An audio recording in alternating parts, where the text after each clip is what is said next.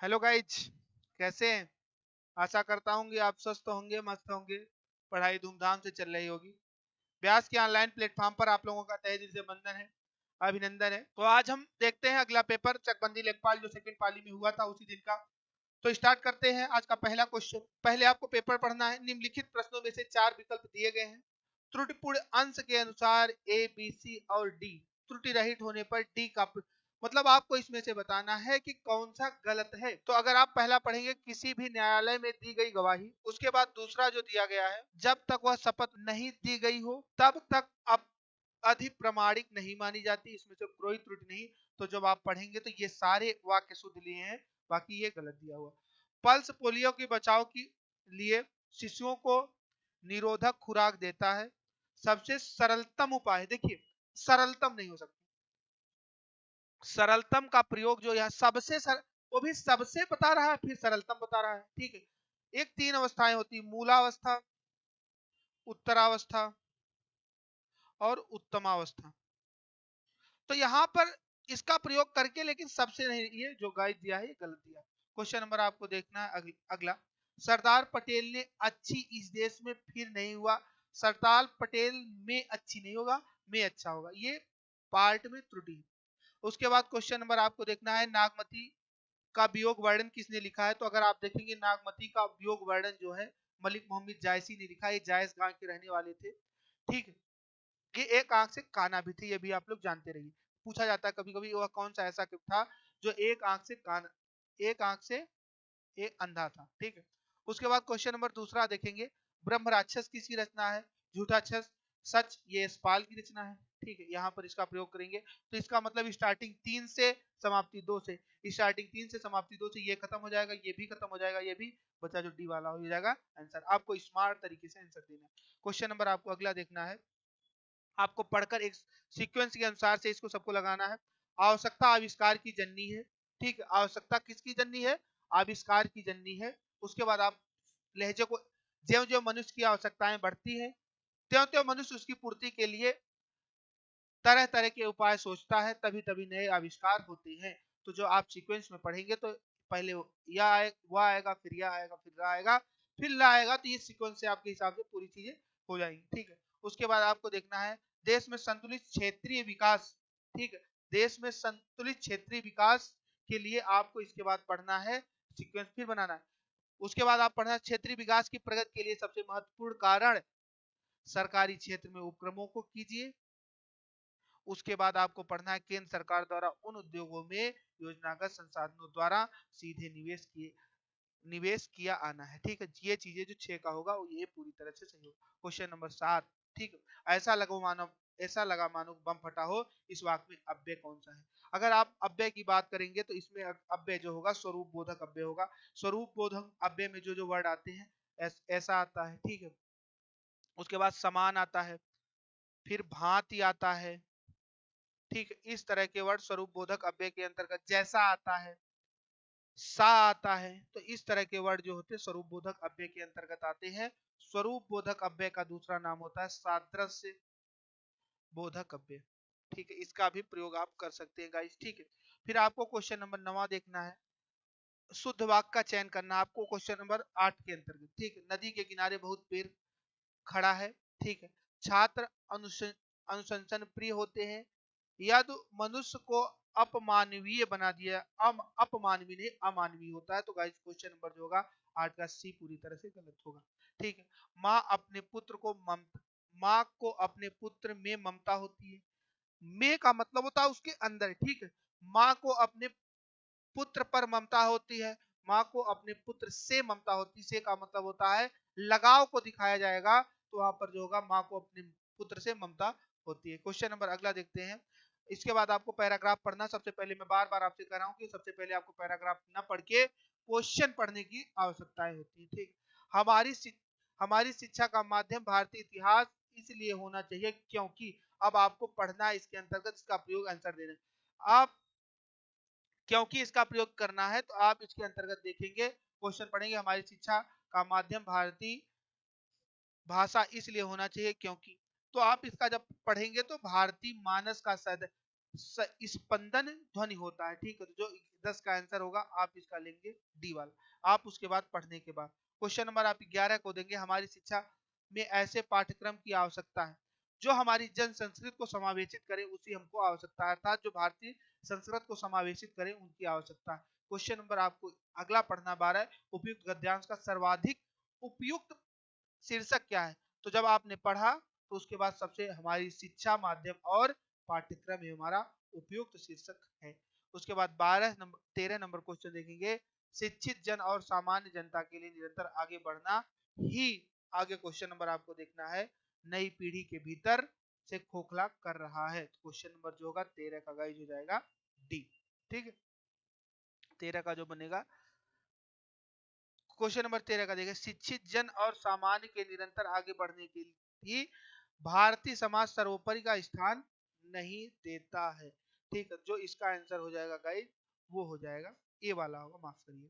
ठीक, question number आपको देखना, हमें राष्ट्रीय सांस्कृतिक परंपरा के साथ साथ जुड़ना चाहिए। कैसे कैसे जुड़ना है, भारतीय नव्य समाज से। ठीक, भारतीय नव समाज से हमको जुड़ना है, इसका प्रयोग करना है। क्वेश्चन नंबर आपको देखना है कि तुलसीदास की कौन सी इसमें से ब्रज भाषा में लिखी गई है। तो विनय पत्रिका जो है ये ब्रज भाषा में लिखी गई है। ठीक है, विनय पत्रिका का जो अन्य नाम है विनय विनय विनयावली भी से बोला जाता है। ठीक, विनयावली भी कहते हैं। और इसमें अगर आप देखेंगे 21 रागों का प्रयोग किया गया, 21 रागों का प्रयोग किया गया है। हो सकता है क्वेश्चन पूछा जाए कितने रागों का प्रयोग किया गया है, तो 21 रागों का प्रयोग किया जाता है। पश्चिमी हिंदी के अंतर्गत कितनी बोलियां आती है, तो पश्चिमी हिंदी के अंतर्गत 7 बोलियां आती है। मेवाती राजस्थानी हिंदी के अंतर्गत आती है। उसके बाद कन्नौजी के अंतर्गत पश्चिमी हिंदी आती है, मगही, फिर ये सब बिहारी हिंदी के अंतर्गत आती है। जयशंकर प्रसाद की कौन सी रचना अनु अतुकांत शैली में लिखी गई, ये होना चाहिए क्वेश्चन, अतुकांत शैली में लिखी गई है। ठीक है, तो अगर आप देखेंगे तो प्रेम पथिक जो लिखी गई है इसके अंतर्गत लिखी गई। इनमें से कौन सी मैथिली षड्गल्प की रचना नहीं है। जय वध भी है, यशोधरा भी है, साकेत भी है, नील दर्पण नाटक है, भारतेंदु हरिश्चंद्र का, भारतेंदु का। ठीक है, इनका जन्म प्रयाग में हुआ, माफ करिए इलाहाबाद, वाराणसी वाराणसी में हुआ था। ठीक है, तो आप जो होगा इसका आंसर 18 का सी वाला हो जाएगा। ठीक, आपको अगला क्वेश्चन नंबर 19 को बताना है। 19 के अंतर्गत अगर आप इसका प्रयोग करेंगे मनुष्य के लिए, इसमें से आपको एक उपयुक्त विकल्प को भरना है। एकांत में उन पुस्तकें उसका मित्र मार्गदर्शन को प्रेरित होती हैं, तो आपको एकांत की आवश्यकता है स्टूडेंट के लिए। ठीक है, क्वेश्चन नंबर अगर आप 20 देखेंगे, धोखे भरे आधुनिक समाज में, ठीक है, धोखे भरे आधुनिक समाज में प्रवचन की प्रवृत्ति दिन प्रतिदिन बढ़ती जा रही है। ठीक है, प्रवचन देना मतलब प्रवंच नहीं होगा, प्रवचन। क्वेश्चन को ध्यान पूर्वक पढ़िएगा। जाति समाज स्तरीकरण की एक, आप कुछ को इसके बाद भरना है मानकीय व्यवस्था, मतलब मानक प्लस इसके अंतर्गत इसका प्रयोग।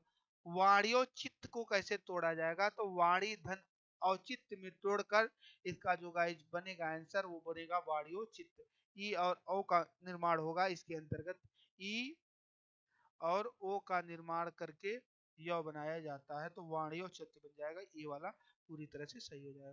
क्वेश्चन नंबर आपको बता रहा है अनुच्छण में हो जाएगा, अनुधन इच्छण यंत्र के अंतर्गत आ जाएगी, तो गाइस जो होगा 23 का पहला हो जाएगा। शीत प्लस ऋत में टीट कर शीतर तो बनेगा, क्वेश्चन नंबर इसका हो जाएगा सी वाला।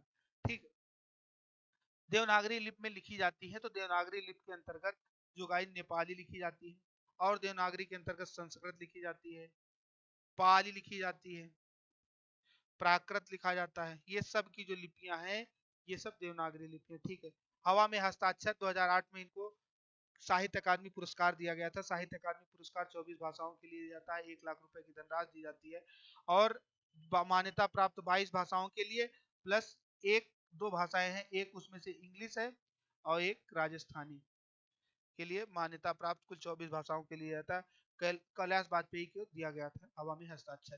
ठीक है, आपको इसके बाद सितंबर माह में 10वां विश्व हिंदी सम्मेलन किस शहर में हुआ था।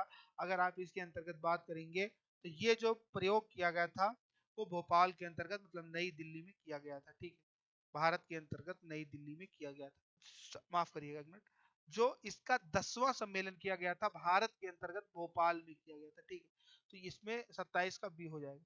इसके अंतर्गत आपको बताना है कि राजस्थानी हिंदी के अंतर्गत कौन कौन सी बोली आती है। तो राजस्थानी की 4, मारवाड़ी, मेवाती, धुन। ठीक है, इस तरह की 4 बोली आती है। तो मेवाती आती है उत्तरी राजस्थान के अंतर्गत। क्वेश्चन नंबर आपको देखना है 29, युधिष्ठिर में कौन सा समास है। तो अलुक तत्पुरुष के अंतर्गत मैंने बताया है अलुक तत्पुरुषों का 8 अध्याय, मतलब 8 अध्यायों का समूह होता है। ये द्विगु समास को आपको प्रदर्शित करेगा। क्वेश्चन नंबर आपको देखना है निम्नलिखित में से विभत्स विभत्स का विरोधी। Question be concentrate, be carefully read. ठीक है, क्वेश्चन को आपको बहुत ध्यान पूर्वक पढ़ना है। विभत्स का विरोधी पूछा, अर्थात घृणा का विरोधी पूछा है आपको क्वेश्चन नंबर 31 का। जब आप क्वेश्चन इसका पढ़ेंगे तब आपको पढ़ने के बाद, मतलब श्रृंगार। राजा भिक्षुक को दान देता है, देने में हमेशा मैंने बताया है संप्रदान कारक होता है। ठीक, एक कर्म क्रिया होगी, संप्रदान कारक होगा। सदैव, सदैव का मतलब होता है जो चीजें हमेशा होगी, उसका जो अपोजिट होगा होगा विरत। ठीक, सहोदर का जो अपोजिट बनेगा अन्योदर बन जाएगा। ठीक है, उसके बाद यादुधान किसका पर्यायवाची होता है। यादुधान का मतलब होता है निशाचर कहते हैं। ठीक है, निशाचर मतलब राक्षस, यादुधान इस सबका इसका पर्यायवाची होता है, इसका प्रयोग किया जाता है। रात्र किसके लिए प्रयोग किया जाता है। तो रात्र का जो प्रयोग किया जाता है ये त्रियामा के लिए किया जाता है। ठीक, सरवरी भी रात्र के लिए प्रयोग किया जाता है। उसके बाद ग्रीवा, ग्रीवा का मतलब होता है, ग्रीवा तत्सम शब्द है। उसके बाद ग्रीवा का जो शाब्दिक अर्थ होगा होगा गर्दन। गोबर गणेश कैसा शब्द है। तो गोबर से निर्मित करण कारक का प्रयोग होगा गाइस। तो गोबर से निर्मित गणेश। ठीक, उसके बाद 3 बेड़ियां जहां मिलती हैं, अर्थात पर्टिकुलर कोई स्थान होगा, कोई चीज होगी, अर्थात जहां पर तीनों बेड़ियां मिलती है उसे बोलते हैं संगम। तो क्वेश्चन नंबर 39 का जो होगा बहुब्रीहि समास के अंतर्गत आ जाएगा। सदा सच बोलना चाहिए कैसा वाक्य है। तो आप इसके अंतर्गत देखेंगे, आपको बोलने के लिए आपकी इच्छा होनी चाहिए कि हमेशा सदा जो बोलना है तो सच वाक्य ही बोलना है। तो इसके बाद आप लोगों को अगली क्लास उपलब्ध कराई जाएगी सर के द्वारा। तब तक जुड़े रहिए चैनल के साथ। धन्यवाद। नमस्कार प्यारे बच्चों, व्यास अकेडमी बाराबंकी में आपका एक बार फिर से स्वागत है। हम लोग बच्चों लेखपाली के प्रीवियस ईयर के पेपर को सॉल्व कर रहे थे। चकबंदी लेखपाल के 8 नवंबर 2015 का आज हम लोग द्वितीय पाली का पेपर हल कर रहे हैं। इसके मैथ सेक्शन में क्या क्वेश्चंस आए थे आइए देखते हैं, समझते हैं। पहला क्वेश्चन आपकी स्क्रीन पर लिखा बच्चों, एक नाव की स्थिर पानी में 20 किलोमीटर प्रति घंटा की गति है, नदी में 5 किलोमीटर प्रति घंटा का बहाव है, वह नदी में कुछ दूरी के लिए बहाव की ओर जाती है, फिर वापस आती है। नाव के चक्कर लगाने की औसत गति स्थिर पानी में गति का अनुपात क्या होगा। ठीक है, यानी हमको नाव की चक्कर लगाने की औसत गति और स्थिर पानी में उसकी गति जो है उसका अनुपात बताना है। तो पहले तो आप देखो कि अगर कोई नाव बेटा धारा की दिशा में जाती है, अगर कोई नाव धारा की दिशा में जाती है तो उसकी चाल क्या हो जाती है, नाव और धारा की गति का जोड़ होता है। आप अगर एक बहते पानी में प्लास्टिक की पानी बॉल डाल दो तो ऐसे ही वो पानी के साथ बह जाएगी, यानी उसमें कोई भी गति ना हो तब भी वो पानी के बहाव से बह जाती है। लेकिन अगर आप उसमें कोई चाल डाल देते हो तो उसकी गति और ज्यादा तेज जाती है। ठीक है, अच्छा, अगर धारा के विपरीत दिशा में बेटा आप करोगे तो दोनों की चालें क्या होती है, घट जाती है। दैट मीन्स उसकी चाल धारा के विपरीत 15 होगा और इसकी जो औसत गति होगी वो औसत गति क्या होगी, कुल दूरी बटे कुल समय, या फिर 2ab upon a plus B, आप ये भी लगा सकते हो, इससे निकाल सकते हो। तो आप देखो पहली 25 है, दूसरी 15 है और बटे 25 15 कितना हो गया 40। 2 से काटेंगे बेटा यहाँ पर आएगा 20, 5 से काटेंगे 5 बार में, 5 से काटेंगे 4 बार में, तो आएगा 15 बचे 75 बटे 4, ये उसकी औसत गति हो जाएगी। अच्छा, अब कह रहा है स्थिर पानी में गति के साथ अनुपात बताना है। तो आप देखो औसत गति है 75 बटे 4 और स्थिर पानी में उसकी गति कितनी है 20। हमको इन दोनों में अनुपात बताना है, तो इसको अनुपात कर लेते हैं, सिंप्लीफाई कर लेते हैं, सरल कर लेते हैं बेटा। 5 से कटेगा 15 बार में, 5 से कटेगा 4 बार में, ये नीचे वाला 4 हटाना है तो हम इस पूरे को क्या करते हैं 4 से गुणा कर देते हैं। गुणा करेंगे तो ये 15 बचेगा और 4 चौक 16, दैट मीन्स इसका रेशियो होगा 15:16। बढ़िया क्वेश्चन था बच्चों। नेक्स्ट क्वेश्चन देखते हैं।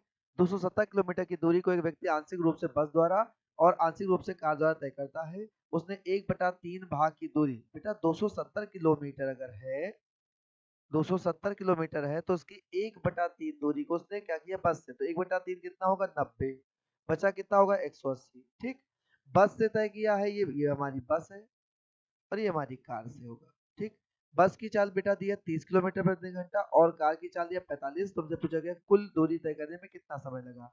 तो 90 किलोमीटर को 30 की गति से अगर तय करोगे तो 3 घंटा यहाँ लगेगा, और 180 किलोमीटर को 45 की गति से तय करोगे तो 4 घंटा यहाँ लगेगा।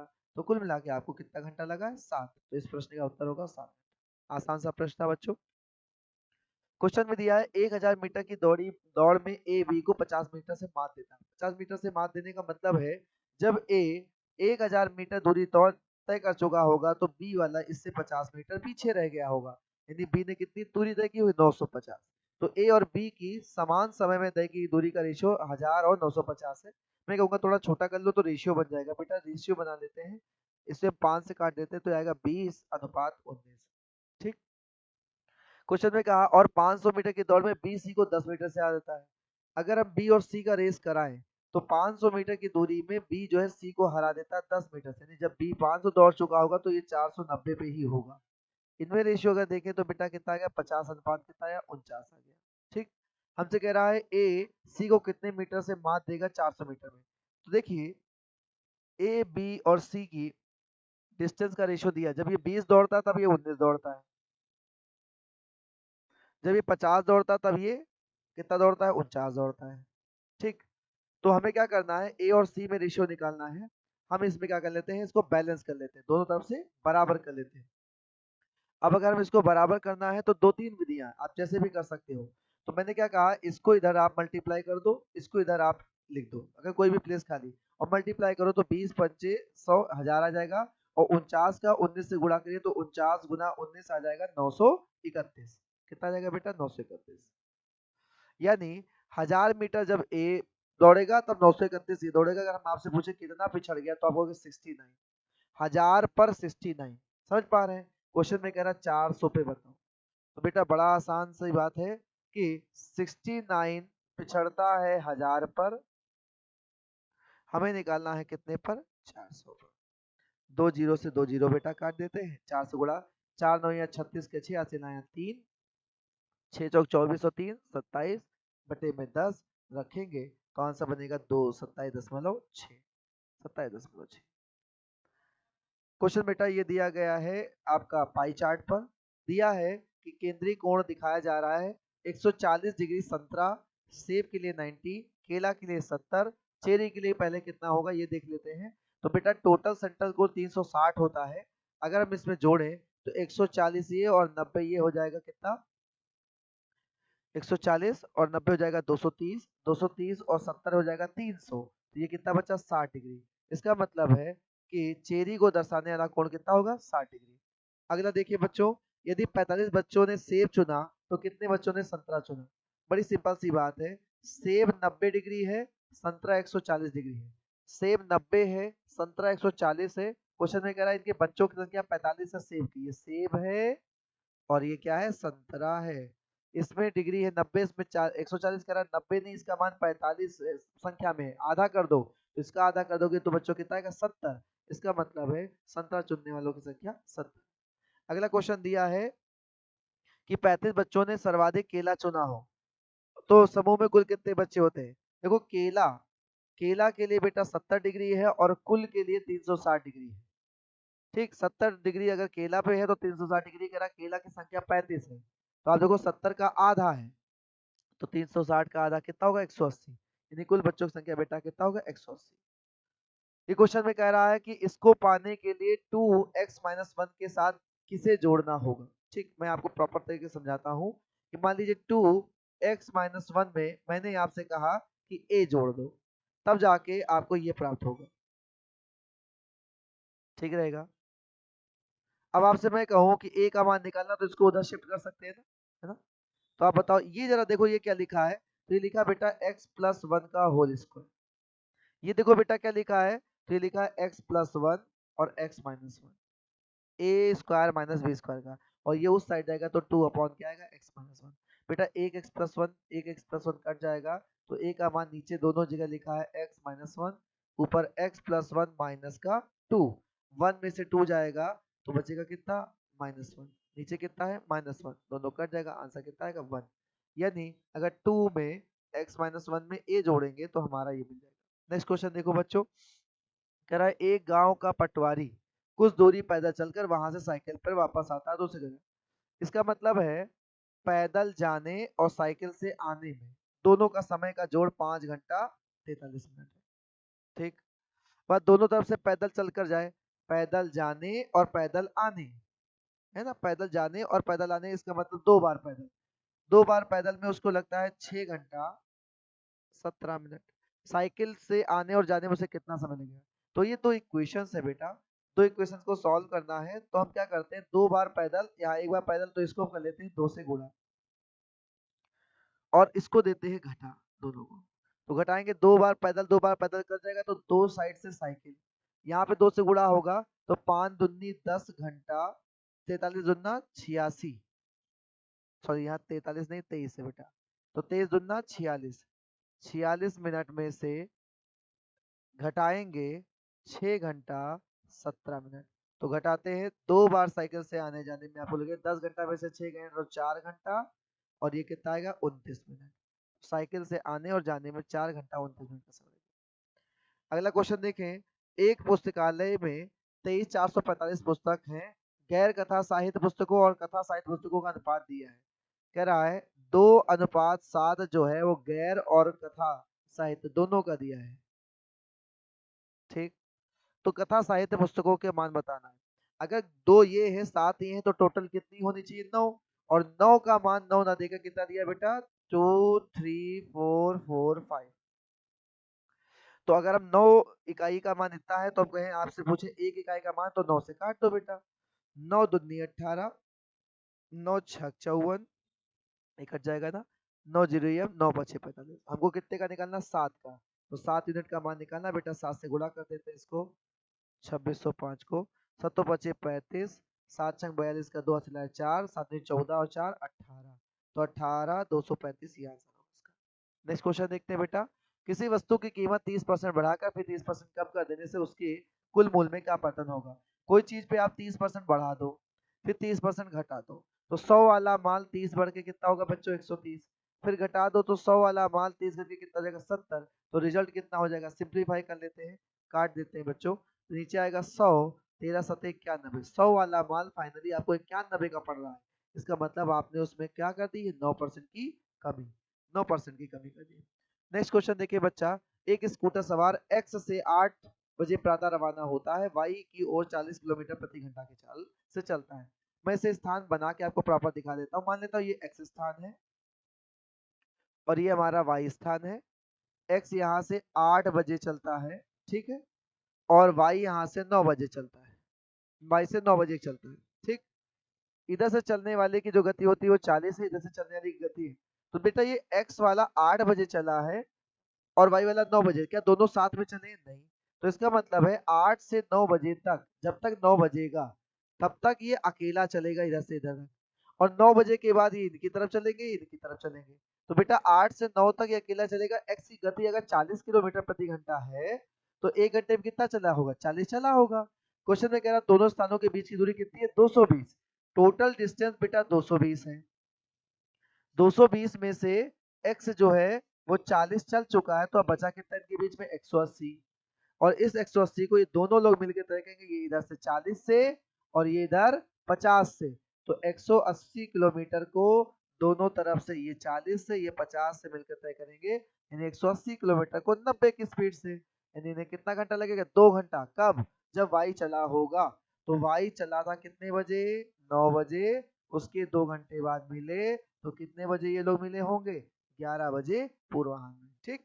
नेक्स्ट क्वेश्चन देखो बच्चों, एक आदमी या 2 स्त्रियां या 3 लड़के एक काम को 40 दिन में, बच्चों चाहे आप एक आदमी से काम कराओ, चाहे 2 महिलाओं से काम कराओ, और चाहे 3 लड़के से, ठीक है, 3 बच्चों से काम कराओ, ये सभी 44 दिन में, तो जितना काम एक आदमी कर सकता है उतना ही काम 2 औरत कर सकती है, उतना ही काम 3 बच्चे भी कर सकते हैं, ये इनकी कार्य क्षमता क्या होगी बराबर हो जाएगी, ठीक। तो अगर आपसे पूछा जाए कि आदमी औरत और बच्चे की कार्य क्षमता में अनुपात बताओ, तो एक ऐसा नंबर ढूंढो जो तीनों से डिविजिबल हो, 1 2 3 और इनका लासा, तो इन तीनों का लासा होगा 6, 6 से हम कर देते हैं बेटा इसमें क्या कर देते हैं भाग, तो जब 6 से भाग करेंगे तो आएगा आदमी अपॉन 6, वुमेन अपॉन 3 और बच्चे अपॉन 2। आदमी 6 काम कर लेता है, औरत 3 काम कर लेती है, बच्चे 2 काम कर लेते हैं। ठीक, हमसे कह रहा है कि एक आदमी, एक स्त्री, एक लड़का मिलकर पूरा काम करें। तो आप देखो बच्चा, आराम से समझो कि एक आदमी जिस काम को 44 दिन में कर लेता है, उसे एक आदमी, एक औरत, एक बच्चा कितने दिन में करेंगे? I don't know D days में। तो एक आदमी का काम बताइए कितना है? 6, 6 गुणे 44। एक आदमी यहाँ 6, एक औरत 3, यहाँ 2, तो 6 3 2 और 9, 6 3 9 और 2 11। इसे करेंगे डी दिन में, 11 से काटेंगे 4 5 6 चौक 24, तो डी बराबर कितना आएगा? 24 दिन। इसका आंसर होगा 24 दिन में ये लोग मिलकर कर लेंगे। नेक्स्ट क्वेश्चन देखते हैं बेटा। 2 की पावर x माइनस 2 की power x minus 1 equal to 7 दिया है। x की पावर x हमसे पूछा गया है। देखो, आपने एक बात सुनी होगी कि भाग में घातें घटती हैं, तो अगर आपसे लिखा जाए a की पावर x अपॉन a की पावर y, तो आ जाएगा a की पावर x माइनस y। पढ़ा कि नहीं पढ़ा? अर्थात अगर भाग में लिखा है तो हम उसे क्या लिख सकते हैं? माइनस में। तो अगर कोई चीज माइनस में लिखा है तो उसको उल्टा करके हम किस में लिख सकते हैं? भाग में। बस यही चीज में लगाना, 2 की घात x माइनस, यहाँ 2 की घात x माइनस 1 है तो उसको 2 की घात x बटे 2 की घात 1 लिख सकते हैं। भाग में घातें घटती है, बराबर बेटा 4 हो जाएगा। दोनों में अगर हम देखें तो 2 की घात x कॉमन ले लेंगे तो 1 माइनस 1/2 बराबर कितना होगा? 4। बेटा 2 की घात x, 2 एक करनी 2 माइनस 1, यहाँ जाएगा 1/2 बराबर आ जाएगा 4।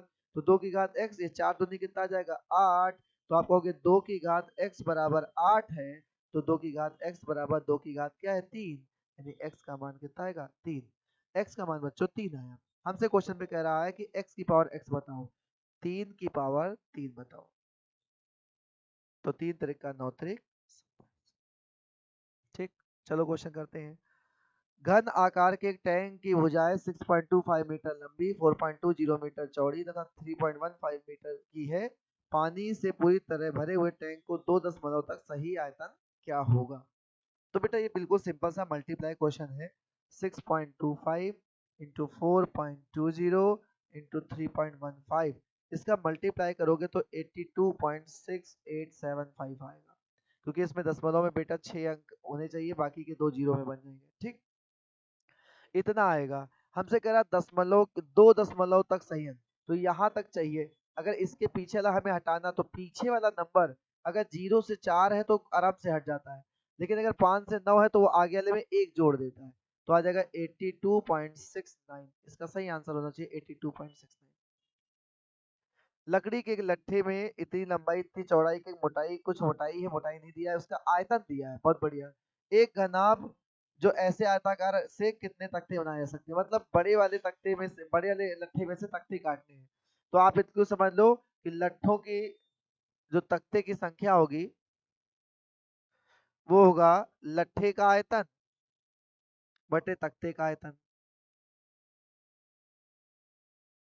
आयतन, लट्ठे का आयतन उसने दिया 1.104 घन मीटर। ठीक, और ये भी सब चीज घन मीटर में दिया, तो 2.3 गुने 0.75 गुना 0.04।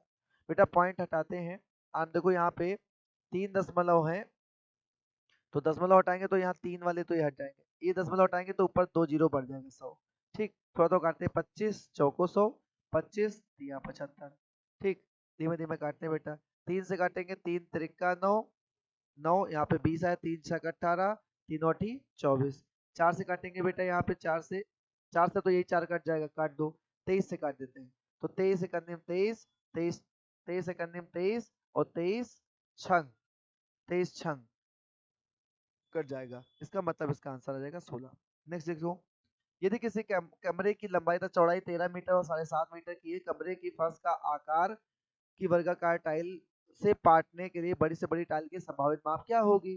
तो बेटा 13 मीटर लंबी है और 7.5 मीटर चौड़ी है। हमें इन दोनों को ऐसा मैनेज करना कि टाइलें कटे भी ना और लंबाई चौड़ाई में आ जाए। इस तरह से टाइल बिछानी है कि इधर से भी बिना कटे लगे और इस तरफ से भी हमको क्या बिना कटी हुई टाइल्स लगे। तो आपको क्या करना है, एक ऐसी माप एज्यूम करनी जो इधर और इधर दोनों नंबर से डिविजिबल हो, यानी दोनों का मासा हो। तो 13 मीटर और 7.5 मीटर का हम क्या निकाल सकते हैं? मासा। मासा निकालना चाहते हैं तो आप 13 और 7.5 को चाहे डेसिमल में बदल लीजिए और चाहे ऐसे ही देख लीजिए कि कौन सा नंबर होगा इसको कर सकता है। अगर लॉन्ग डिवीजन मेथड आप पढ़ना आता है तो लॉन्ग डिवीजन से भी आप कर सकते हो, ऐसे भाग करके भी कर सकते हो, कोई बड़ी बात नहीं है, बट आपको आना चाहिए। और चाहो तो कॉमन लेने वाला मेथड सबसे बेटर होता है। चलो एक बार ये कर देते हैं, 7.5 अगर आप इसमें घटाइएगा तो आ जाएगा 5.5। 5.5 से 7.5 को भाग करेंगे एक बार में तो ये आ जाएगा बच्चों कितना, 5.5। ये आ जाएगा 2।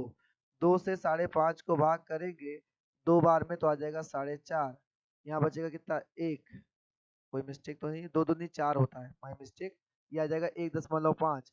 1.5 को 2 से भाग करेंगे बेटा तो आ जाएगा 1.5 से 2 को भाग करेंगे तो एक बार में आएगा 1.5, घटाएंगे 0.5। 0.5 से 1.5 को भाग करेंगे तो 3 बार में 1.5 कट जाएगा, यानी उसकी अंतिम माप क्या होगी, वो होगी 0.5 मीटर। ठीक, ये है लॉन्ग डिवीजन मेथड। कॉमन लेना है तो आप ऐसे ले सकते हो कि 13 मीटर और 7.5 मीटर में क्या कॉमन है। ठीक, आप ऐसा करो कि ऐसे दोनों चीजों में जब भी मासा लासा निकालना तो पॉइंट हटा लो, यहाँ जीरो बढ़ा लो। ठीक, अब आप इसका क्या निकाल सकते हो, मासा। तो इसके नीचे कुछ नहीं लिखा हुआ है तो आराम से आप इसको लिख सकते हो, 2 बिंद। 2 बिंद का मासा क्या होता है, ऊपर का मासा नीचे का लासा। ठीक, तो ऊपर का मासा जो ऐसी संख्या जो दोनों को काट सके, कुछ भी दी है। ठीक है, तो ऊपर का मासा 13 और 75 का कोई मासा आपको दिख रहा है ऐसा नंबर, 13 मीटर और 7.5 मीटर। सॉरी, मैंने इसको पॉइंट में चेंज किया तो दोनों के बेस बराबर करने पड़ेंगे। बेस बराबर करने के लिए ऊपर मैं जीरो दोनों में मल्टीप्लाई कर देता हूँ। तो 130 और 75 दोनों किससे कट जाएंगे, दोनों ही 5 के टेबल में कट जाएंगे और नीचे कितना आ जाएगा, लासा 10। 5 से 10 को भाग करेंगे तो 0.5 मीटर। ठीक, तो दोनों तरीके से आप कर सकते हो, चाहे लॉन्ग डिवीजन मेथड से चाहे कॉमन। मैं तो क्लास में इसके अलावा भी एक क्वेश्चन तरीका बताया हूँ कि कॉमन मेथड, जैसे कोई कहे कि आपसे 18 और 15 का मासा, तो दोनों जिस संख्या से कट सकती है वो कॉमन ले लो, 3। 3 छक 18, तीनों बची 15, ये इसका मासा हो जाएगा। ऐसे बेटा 13 मीटर और 7.5 मीटर लिखा हुआ है, इसको कॉमन लेना चाहे तो 1 मीटर का मल्टीपल है नहीं, सब आधा मीटर का मल्टीपल है, 0.5 यहाँ कॉमन लेंगे, यहाँ 26 आ जाएगा और यहाँ आ जाएगा लगभग 7 दूनी 14, 1 15 आ जाएगा, तो ये आ जाएगा 0.5 मीटर। कई मेथड है, 3 मेथड तो मैंने आपको इसी जगह समझा दिया, बाकी आप अलग अलग तरीके से कर सकते हो। निम्नलिखित में से किसका मान 1 के बराबर होगा। बच्चों देखो, ऊपर और नीचे के डिजिट बराबर है, सिर्फ मतलब है डेसिमल का, तो दिमाग मत लगाओ ज्यादा। देखो यहाँ पे दशमलव में 1 अंक है, दशमलव में 1 अंक है, दशमलव में ऊपर 2 अंक होंगे तो चल जाएगा, नहीं है। इसमें देखो दशमलव में 2 अंक है, दशमलव 2 अंक तो ऊपर 4 अंक होने चाहिए, नहीं है। यहाँ देखो दशमलव में 1 ही अंक है, यहाँ 3 अंक है, नहीं है। दशमलव में 2, दशमलव में 1, 3 अंक, 3 अंक, ये आ जाएगा, काटना ही नहीं। 2 पाई ए तथा बी अलग अलग एक टैंक को क्रमशः 20 मिनट 30 मिनट में भर सकते हैं। एक तीसरा पाइप सी उसे 15 मिनट में खाली कर सकता है। यदि ए बी और सी प्रत्येक को एक एक मिनट क्रम से खोला जाए तो टंकी कितने समय में भर जाएगी। तो बच्चों ए वाला 20 मिनट में, बी वाला 30 मिनट में, सी वाला 15 मिनट में भर सकता है। तीनों का एलसीएम 60 है, 3, 2 और 4। सी वाला खाली करने वाला, इसके लिए मैंने नेगेटिव लिखा है। कह रहा है इन्होंने बारी बारी से भरा, तो भैया इन्होंने एक बार भरा तो 3 भर गया, इन्होंने एक बार बार भरा तो 2 भर गया, तो 3 2 भरा कितना 5। फिर इनको खोला गया तो इन्होंने इसमें से 4 खाली कर दिया, तो ओवरऑल टंकी में बचा कितना, 1 लीटर बचा। 2 ने तो भरा लेकिन तीसरे ने खाली कर दिया, तो 5 भरा 4 खाली कर दिया, 1 लीटर भरा। अब 1 लीटर भरने में आपने 1 1 मिनट करके इन 3 नलों को खोला, 1 मिनट 2 मिनट 3 मिनट, तो आपको लग गए 3 मिनट, यानी 1 लीटर इस तरह भरने में 3 मिनट। फिर आप ऐसे 3 2 4 3 2 4 करके करोगे तो 1 1 लीटर करके आप 3 3 मिनट में भरोगे। टंकी कितनी है, ये आपका एवरेज है 60। तो अगर हम इसको 60 से गुणा करेंगे तो 60 त्रिक 180 मिनट इसका आंसर होना चाहिए, लेकिन ये गलत आंसर होगा बेटा। क्यों होगा, आप सोचो। हमसे कह रहा है टंकी कितने समय में भर जाएगी, ये सोचो कि निकासी नल को हमने कब खोला है, आखिरी में। अगर हम एक कंडीशन मान लेते हैं, आपको बता देते हैं। जैसे मान लीजिए हमारी टंकी में 100 मान लीजिए 55 लीटर में टंकी भर चुकी है, 55 लीटर भर चुकी है। ठीक, इतनी भर चुकी टंकी, ऐसे ही करके एक एक करके। फिर आपने इसमें 3 लीटर डाला इसके द्वारा, फिर आपने इसके अलावा 2 लीटर डाला, तो 3 2 कितना हो गया 5, 5 भर गया, 55 5 60 हो गया। अगर हमारी टंकी 60 भर गई तो क्या आखिरी में निकासी नल खोलने की जरूरत पड़ेगी, नहीं पड़ेगी, क्योंकि हमें भरने तक का ही इंतजार करना था। समझ पा रहे हैं, यानी आखिरी में कभी भी निगेटिव वर्क नहीं होगा। ये मंकी जंप वाले क्वेश्चन है बच्चों। तो ऐसा करते हैं कि हम जितना भरने वाला है एजम्पशन उसको हम माइनस कर देते हैं। तो 60 में से 5 माइनस कर दो 55, 55 को इस तरह भरी खाली करो। 1 लीटर भरने में 3 मिनट, तो 55 लीटर को भरने में 55 दिया 165 मिनट लग जाएगा। ठीक, यानी इसको चलाया, फिर इसको ऐसे करते करते 55 लीटर भरने में 165 मिनट लगे। फिर पहला लाना लाएगा 3 लीटर भर के चला जाएगा, दूसरा लाएगा 2 लीटर भर जाएगा, 1 मिनट ये लेगा, 1 मिनट ये लेगा, कुल मिला के 60 लीटर भर जाएंगे 167 मिनट में। तो इस प्रश्न का सही आंसर होगा 167। बच्चों क्या होगा? 167। उम्मीद करते हैं आप ये बात समझ पा रहे हैं। बिल्कुल, चलिए आगे चलते हैं। लिखा है 3 संख्याओं में पहली संख्या पहली दूसरी से दोगुनी है। 3 संख्याएं हैं, ठीक, पहली वाली दूसरी की दुगनी है, ठीक, और तीसरी की 3 गुनी है और इसकी 3 गुनी है, यही पहली वाली। तो बताइए संख्याओं का औसत 88 है, तो पहली संख्या और तीसरी संख्या के बीच अंतर क्या होगा? तो हम कुछ मान लेते हैं बच्चों, ठीक। ऐसी नंबर सोचो जो 2 का भी गुणा करने पे है, 3 का भी, तो 2 और 3 का गुणा मान लेते हैं 6 है। तो बताओ किस नंबर में 2 का गुणा करें 6 आए तो ये आएगा 3, किस नंबर में 3 का गुणा करें 6 आए तो आएगा 2, यानी पहली दूसरी तीसरी में अनुपात जो होगा वो बच्चों कितना होगा? 6:3:2। पक्का? अब इसका औसत हमसे कोई पूछे तो औसत होता है इन सबका जोड़, तो आप कहोगे 6 + 3 + 2/3। इसका मान बच्चों हमसे कितना दिया गया है? वो 88। तो 6 3 9 2 11, 11/3 का मान कितना दिया है? 8। 11 से काटेंगे 1, 88 सॉरी 8, तो 1 का मान होगा 8 त्रिक 24, 8 त्रिक 24। हमसे कह रहा पहली संख्या और तीसरी संख्या के बीच अंतर, पहली और तीसरी के बीच में अंतर होगा बेटा कितने का? 4। तो 4 का मान निकालेंगे 24 को 96, हमारा आंसर होगा 96। समझ पा रहे हैं आप हमारी बात? नेक्स्ट क्वेश्चन देखें, एक सर्कस के शंकु आधार वाले तंबू के कितने वर्ग मीटर कपड़े की आवश्यकता होगी यदि उसकी ऊंचाई 35 मीटर, आधार त्रिज्या 84 है? बेटा आप शंकुआकार तंबू बनाने वाले हो, ये ठीक, इसकी ऊंचाई आपने रखनी है 35, इसकी आधार त्रिज्या आपने रखनी है 84, तो कपड़ा कहाँ लगता है? यहाँ लगता है, ये वाला। तो इसका जो वक्र पृष्ठ होता है, लेटरल सरफेस एरिया है ना, वक्र पृष्ठ, उसी को बोलते हैं, उसका मान होता है पाई आर एल। तो पाई का मान तो 22/7, आर का मान 84 है, लेकिन एल क्या है? एल है ये लेटरल वाली, ये वाली, और इसमें लगेगा राइट एंगल ट्रायंगल। आप इसमें पाइथागोरस भी लगा सकते हो, या मेरे साथ थोड़ा सा छोटा सीख लो तो मैं आपको बताता हूँ कि बच्चों अगर इसकी एक साइड 35 और एक साइड 84 है तो इसका कारण क्या होगा? इसे सिंप्लीफाई करो जिसके बारे में, तो 7 5 35, 7 से 12 12 में होता है। आपको मैं ट्रिपल सिखा दूं, अगर किसी ट्रायंगल की साइड 5 12 है तो उसकी तीसरी साइड क्या होती है? 13। 5 12 13 का ट्रिपलेट होता कर्ण। तो अगर 5 का मान 35 बना रहे हो 7 गुना, तो इसका भी 7 गुना 13 सतह कितना होगा? 91। आप यूज करोगे इसमें पाइथागोरस कर्ण का स्क्वायर बराबर लंब का स्क्वायर प्लस आधा स्क्वायर, तब भी इसका आंसर कितना आएगा? 91। दैट मीन्स ये हमारा आ गया 91। 7 से हम इसको काट देते हैं, 12 सतह 84, 12 2 2 4 4 1 4, इसका आंसर आ जाएगा बेटा 24 024, ये आ जाएगा, गुणा कर लीजिएगा, ठीक। 2 गियर के पहिए में छोटे पहिए के गियर 12 दांत के हैं और बड़े पहिए के 42 दांत के हैं। आपने ऐसे देखे होंगे बेटा, पहिए होते हैं और इसमें ऐसे ऐसे करके दांत निकले होते हैं, ठीक।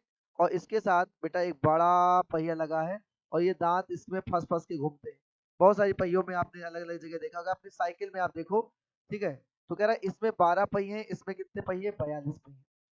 कह रहा बड़े पहिए के 3 बार चक्कर लगाने पे, तो 42 42 दांत 3 बार घूमेंगे, तो बताओ 12 12 दांत वाला कितनी बार घूमेगा? पता नहीं, कर लेते हैं आराम से, सरल कर लेते हैं। तो बेटा काटेंगे 3 चौक 12 और 42 वाला पहिया, कह रहा कि बड़ा पहिया 3 चक्कर लगाए, हाँ ठीक है।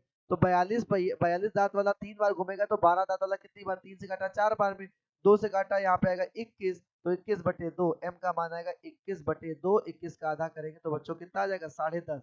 यानी पूरा पूरा नहीं घूम पाएगा, 10 बार पूरा पूरा और आधा पहिया घूम जाएगा, 10.5 चक्करों में पूरा कर लेगा। अगला देखो, एक बल्लेबाज का 16 पारियों का औसत रन 17वीं पारी के औसत रन 80 रन बनाया है, यदि उसका औसत रन 2 से बढ़ जाता है तो 17वीं पारी के बाद उसका यानी रिजल्टेंट उसका आखिरी वाला रन कितना होगा? 17वीं पारी मिलाने के बाद की बात कर रहा है, ठीक। बहुत सिंपल सी बात, आप आराम से समझो कि भाई पहले पहले बच्चों पहले 16 पारी के रन थे, 16 पारी थे, फिर 17वीं मतलब एक और पारी में आपने जब रन बनाया, यानी 16 और एक पारी में, तो 16 में कुछ रन थे, आई डोंट नो। 17वीं पारी में जब आपने 80 बनाया तो कह रहा पहले वाले रन से 2 ज्यादा हो जाता है, ठीक। बेटा इसको हम एलिगेशन से आराम से कर सकते हैं कि अगर ये वाला 2 ज्यादा है, ये छोटा है, तो इसमें से इसको घटाएंगे तो इधर साइड कितना आएगा, 2 आएगा। अगर इधर साइड बच्चों 2 आएगा तो 1 को 2 कहेंगे तो 16 को क्या कहेंगे, 32। समझ पा रहे हैं आप? तो बताओ 80 में से 32 को घटा दीजिए, आपको ये वाला नंबर आ जाएगा। तो 80 माइनस 32 दैट इज ये आ जाएगा कितना, 48। नया वाला रन रेट 48 होगा, पुराना वाला इससे 2 कम 46 होगा। ये क्वेश्चन देखिए बच्चों कैसा दिया है, ये एक एल्जेब्रिक सम है 0.03 सेम नंबर 3 बार गुणा, यानी ये एक नंबर का क्यूब है, दूसरा बी का क्यूब है, तीसरा सी का क्यूब है। तो आपने ऐसा फंडा देखा होगा, a cube plus b cube plus c cube minus का 3abc, ये ऊपर लिखा है। लेकिन इसमें अंतर है, इसमें 0.03 इसमें 0.3 है। तो इसको आप चाहो तो पॉइंट लगा लो, वरना इसको सीधा सम कर लेते हैं। तो 0.3 0.2 0.5 का सम आ जाएगा 1। यानी नीचे से कोई लेना देनी है, हमें इसके ऊपर का क्यूब निकालना है। अब a cube plus b cube plus c cube minus 3abc का फंडा होता है, कई फंडे होते हैं, मैं फंडे सिखाता हूँ आपको, समझिए क्या क्या फंडा होता है। या तो क्यूबिक कर लो, या तो एक तरीका होता है ए प्लस बी प्लस सी, ठीक है, इनटू आप इसको लग सकते हो 1/2 ए माइनस बी का स्क्वायर प्लस बी माइनस सी का स्क्वायर प्लस सी माइनस ए का स्क्वायर, ये होता है। ठीक, तो बेटा 0.03 0.02 0.05 इन तीनों का सम हो जाएगा 0.1। करके देखिएगा आप, सम आ जाएगा। ठीक है, हाँ 0.010 आ जाएगा, आप 10 लिख लो, इंटू 1/2। अब आएगा a माइनस बी, पहले दूसरे का अंतर, तो 0.03 में से 0.02 निकालेंगे तो बेटा आएगा 0.01। तो आएगा यहाँ पर 0.01 का स्क्वायर प्लस बी माइनस सी, 2 में से 3 को घटाइए, 2 में से 5 को घटाइएगा तो ऐसा आएगा 0.03 का स्क्वायर प्लस यहाँ पे बेटा 5 में से 3 को घटाओगे तो 0.02 का स्क्वायर। आइए इसी को सॉल्व करना है, तो 0.1 लिखा है इंटू 1/2 यानी अपॉन में 2।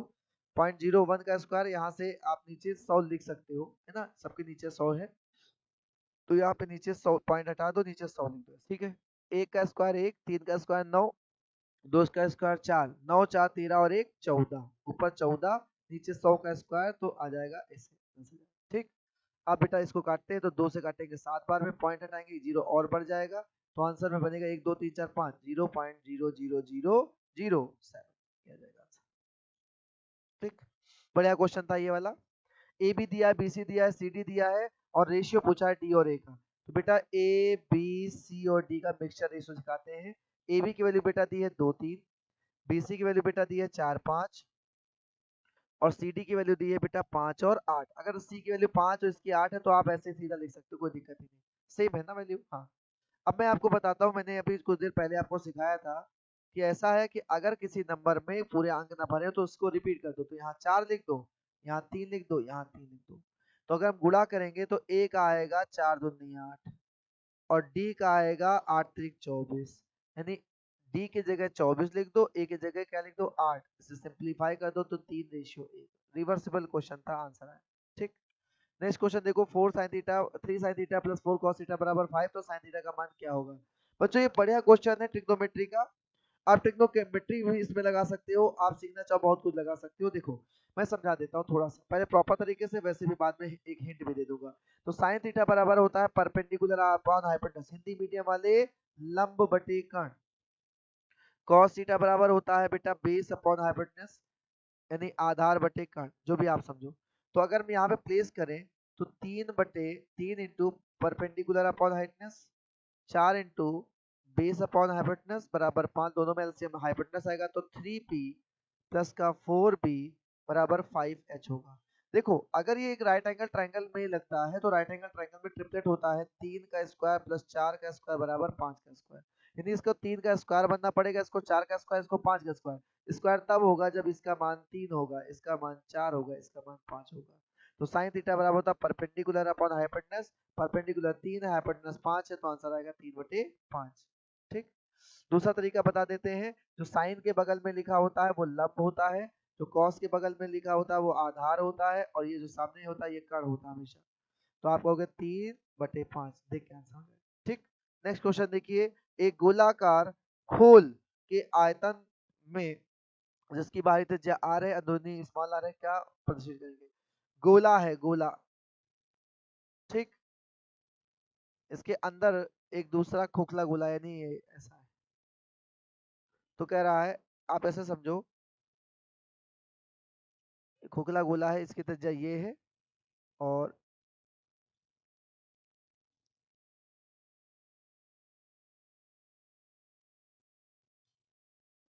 इसकी त्रिज्या ये है।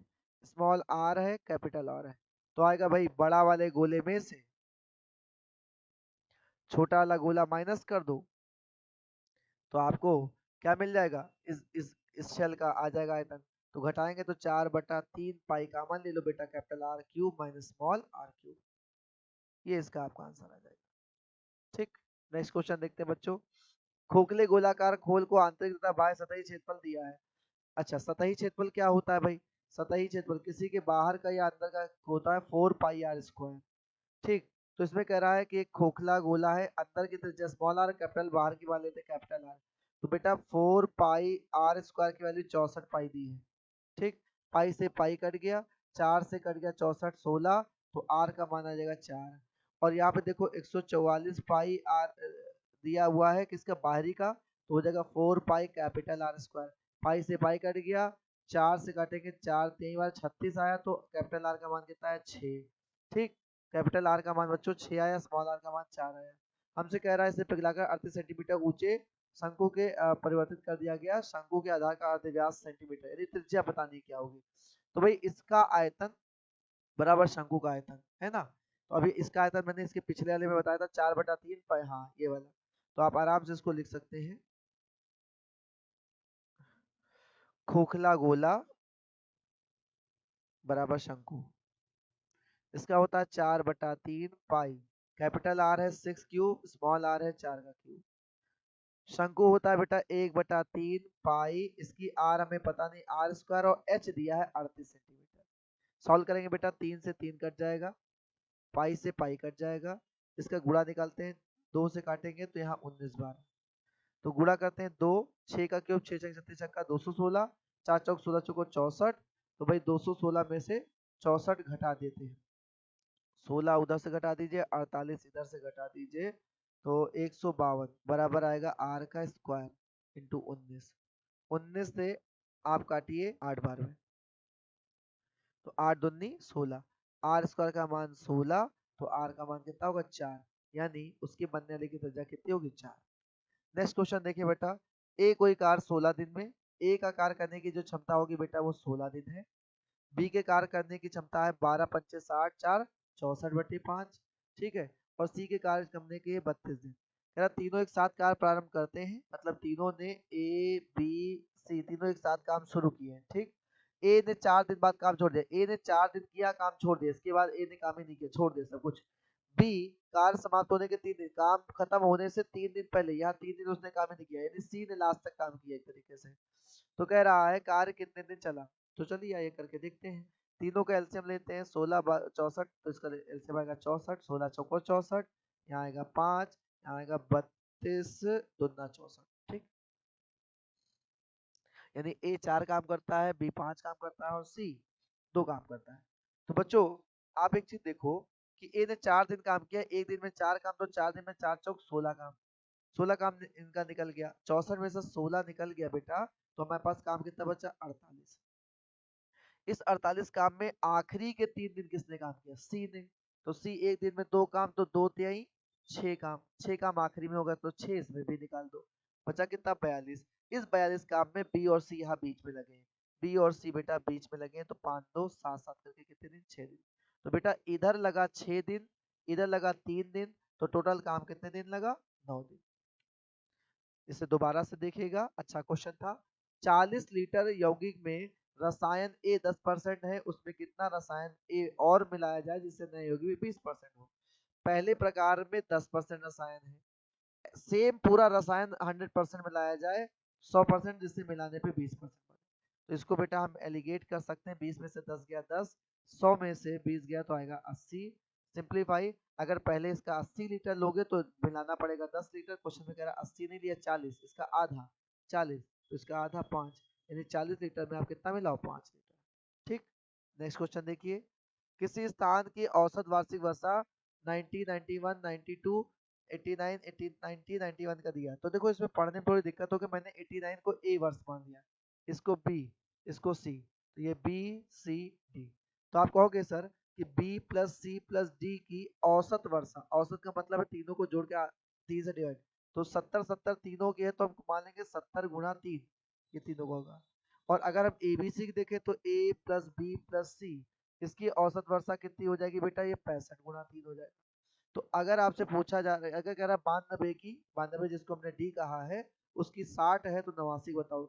इन इक्वेशंस को आपसे मैं कह रहा हूँ घटा दो, किसी में से भी किसी को घटा सकते हो। तो मैंने कहा इसको घटा दो, माइनस माइनस माइनस ऐसे कर दिया माइनस, तो बी से बी कट गया, सी से तो आ जाएगा यहाँ माइनस का ए और डी, तो डी माइनस ए, डी माइनस ए का मान जो आ जाएगा वो आएगा 5 3 15 आ जाएगा। वही 70 तिया 210 और 65 तिया हमने कर लिया 190, दोनों का अंतर कितना आ जाएगा, 65 तिया 195, 15 घटा देंगे, ठीक।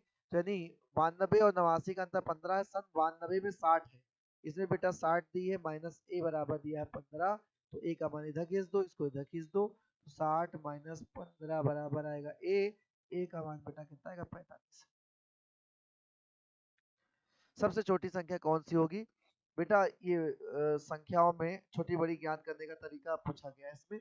तो देखो जिनके आधार समान होते हैं, जिनके आधार समान होते हैं, जिनके ऊपर वाला छोटा वो संख्या छोटी, जिसके ऊपर वाला बड़ा वो संख्या बड़ी, तो इन दोनों में ये बड़ी होगी ये छोटी, इसको लेते हैं इसको छोड़ देते हैं, बाकी दोनों तीनों में चेक करें। तो हमने कहा इन दोनों में जरा चेक करो, 7/13 और 8/15 में कौन सा बड़ा, जब नीचे के बराबर ना तो कैसे गुणा करके चेक कर सकते हो।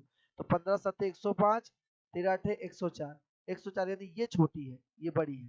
तो हमने कहा अब मेरे पास बची 8/15 और अगली कौन सी बची 14/33, इनमें चेक कर लेते हैं कौन सी बड़ी है। तो गुणा करें 33 8 264, 15 गुणे 14 तो आ जाएगा 190, ठीक, 15 चौको 60, 210 आएगा, 15 चौको 60, हाँ 210। तो कौन सा बड़ा है बेटा, तो कौन सा छोटा है, तो ये सबसे छोटा है 14/33, 14/33 सबसे छोटी है।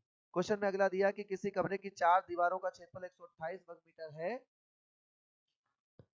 लंबाई और चौड़ाई बराबर है, तो ऊंचाई 4 मीटर है, कमरे के फर्श का क्षेत्रफल बताओ। बेटा 4 दीवारी का क्षेत्रफल क्या होता है, 4 दीवारी का क्षेत्रफल होता है, क्षेत्रफल होता है 2 गुना लंबाई प्लस चौड़ाई इंटू ऊंचाई, ठीक।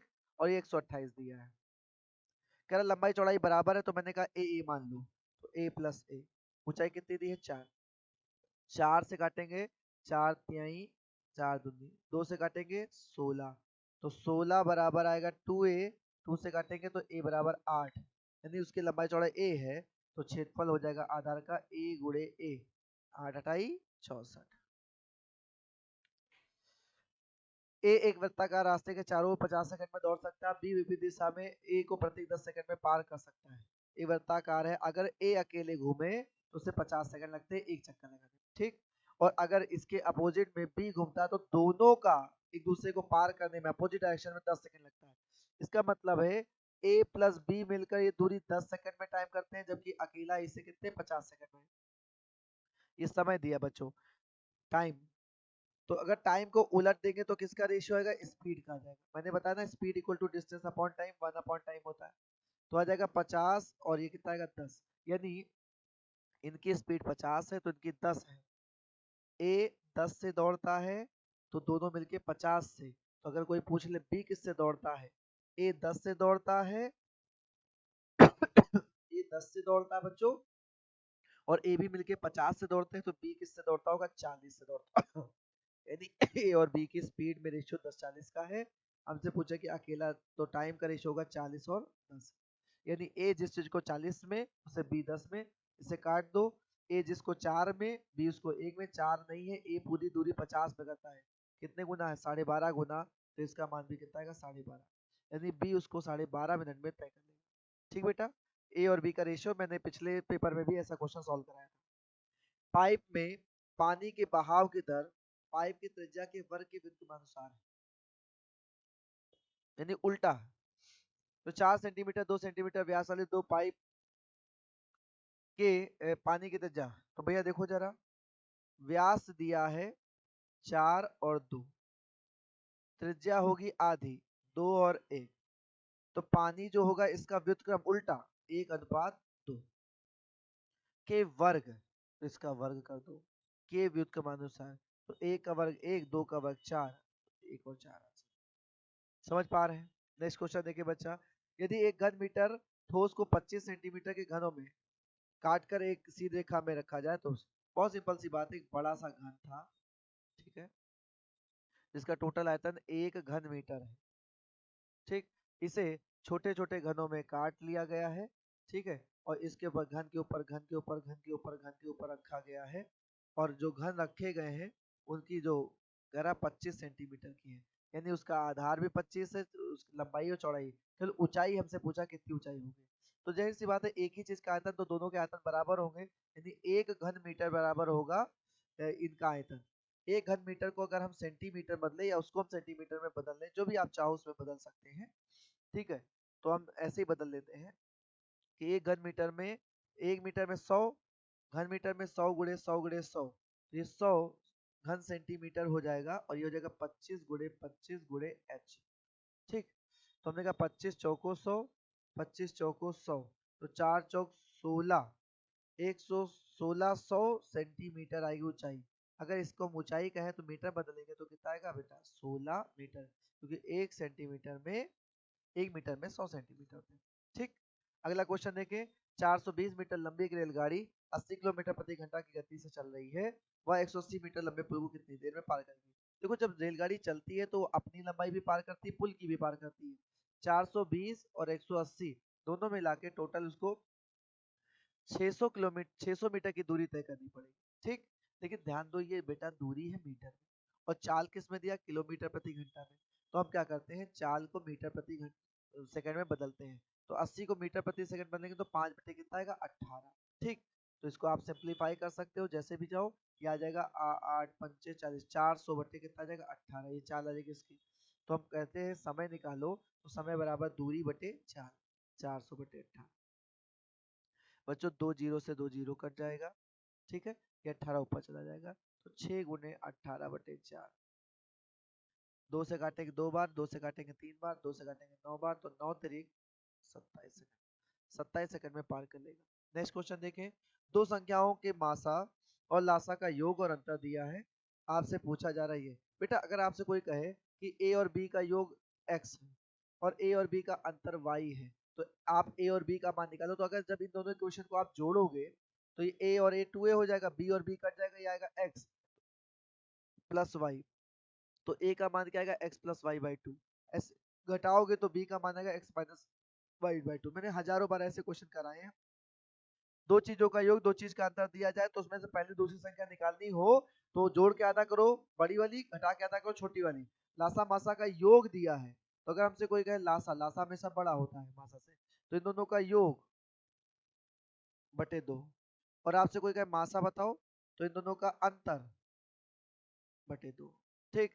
तो 592, 518, 5 5 10 और एक 11, 11 5 5 10 और एक 11, 1110, 1110 का आधा कितना आएगा, 2 पंची 10, 2 पंची 10, 2 पंची 10, 55, इन दोनों का अंतर, तो 18 घटा दीजिए, 20 घटा दीजिए, 72 और 74, 74 का आधा कितना आएगा 37, 74 37 आएगा, तो हमें मिल गया बेटा लासा और मासा मिल गया, ठीक। अब चलते हैं जरा सा मैं आपको बताता हूँ कि कैसे हमको निकालना है दूसरी संख्या और पहली संख्या। तो ये जरा देखिए इधर, नियम क्या कहता है बेटा, नियम कहता है कि लासा और मासा का जो गुणनफल होता है वो पहली संख्या गुणे दूसरी संख्या होती है। लासा आपने निकाला 555, मासा आपने निकाला 37, पहली संख्या आपको पता 111, सेकंड आपको निकालनी है, 111 से 5 से गुणा करेगा, 37 पंचे 185 होता है, तो दूसरी संख्या होगी 185, ठीक। अगला क्वेश्चन देखिए, एक निर्माता 72 रुपए प्रति 250 ग्राम, 72 रुपए का 250 ग्राम है और 80 रुपए का 250 ग्राम वाली चाय को मिला के 5:3 में मिलाता है, तो वह 84 रुपए प्रति 250 ग्राम, मतलब मात्रा 250 ग्राम ही उसने रखी है, उसे बेचता है, तो उसका प्रतिशत लाभ। आप बताओ 72 रुपए वाली और 80 रुपए वाली समान मात्रा 5:3 में मिलानी। इसके आप 5 लीटर किलो ले, उसका 3 किलो ले लो, तो कितना होगा? तो 72 पंचे बेटा 360 रुपए यहाँ लगेगा, और 80 दिया कितना का 240, यानी इसका 5 बार 250 ग्राम, इसका 3 बार 250 या 5 किलो या 3 किलो जो भी आप मान के चलो, 5 मात्रा इसकी 3 मात्रा इसकी लेने पर 360 और 240 मिला के 600 रुपए लग गए। 600 रुपए में आपको कितना मात्रा मिला? तो कुल मिला के 538, तो एक मात्रा का कितना मान होगा? काट लेते हैं, 8 सत्ते 56, 8 पंच 40, यानी आपको इसको मिलाने पे 75 का एक हिसाब से 75 रुपए किलो वाला आपका हिसाब बन जाएगा। और आपने उठा के इसके बेच कितने में दिया? 84 में। 75 वाला माल अगर आप 84 बेच रहे हो तो मुनाफा है कितने का है? घटा दो तो 9 का। 9 का मुनाफा 75 पर प्रतिशत निकालने के लिए किससे गुणा? 100। 25 दिया, 25 चौक 3 से 3 बार 3 चौक 12% का मुनाफा हुआ बच्चों। ठीक, नेक्स्ट क्वेश्चन देखो भाई और पढ़ो, देखो क्या लिखा है। एक मिश्रण में दूध और पानी का अनुपात 3:2 है। यदि मिश्रण में 4 लीटर पानी मिला दिया जाए तो दूध और पानी परिमाप बराबर होता है। बहुत सिंपल सी बात है कि दूध और पानी 3:2 में है। ठीक, इसमें आपने मिला दिया 4 लीटर पानी और दोनों बराबर, तो दूध तो बदलेगा नहीं, दूध 3 का 3 रहेगा, पानी इसके बराबर है, तो यदि पानी भी 3 हो गया है, समझ पा रहे हो? ठीक, अनुपात के हिसाब से तो कह रहा उस मिश्रण में दूध का परिणाम क्या था? 2 पानी 3 पानी होने में बढ़ कितना रहा? 1, तो 1 इकाई बढ़ने में कितना लीटर डालना पड़ा? 4 लीटर डालना पड़ा। आपसे कह रहा है दूध की मात्रा बताओ, तो दूध की मात्रा थी कितनी? 3, तो 3 चौक 12 लीटर, इसका मतलब उसके अंदर 12 लीटर दूध हुआ करता था। ठीक, इस पूरी एक्सरसाइज का लास्ट क्वेश्चन है, तो लास्ट क्वेश्चन करेंगे हम लोग।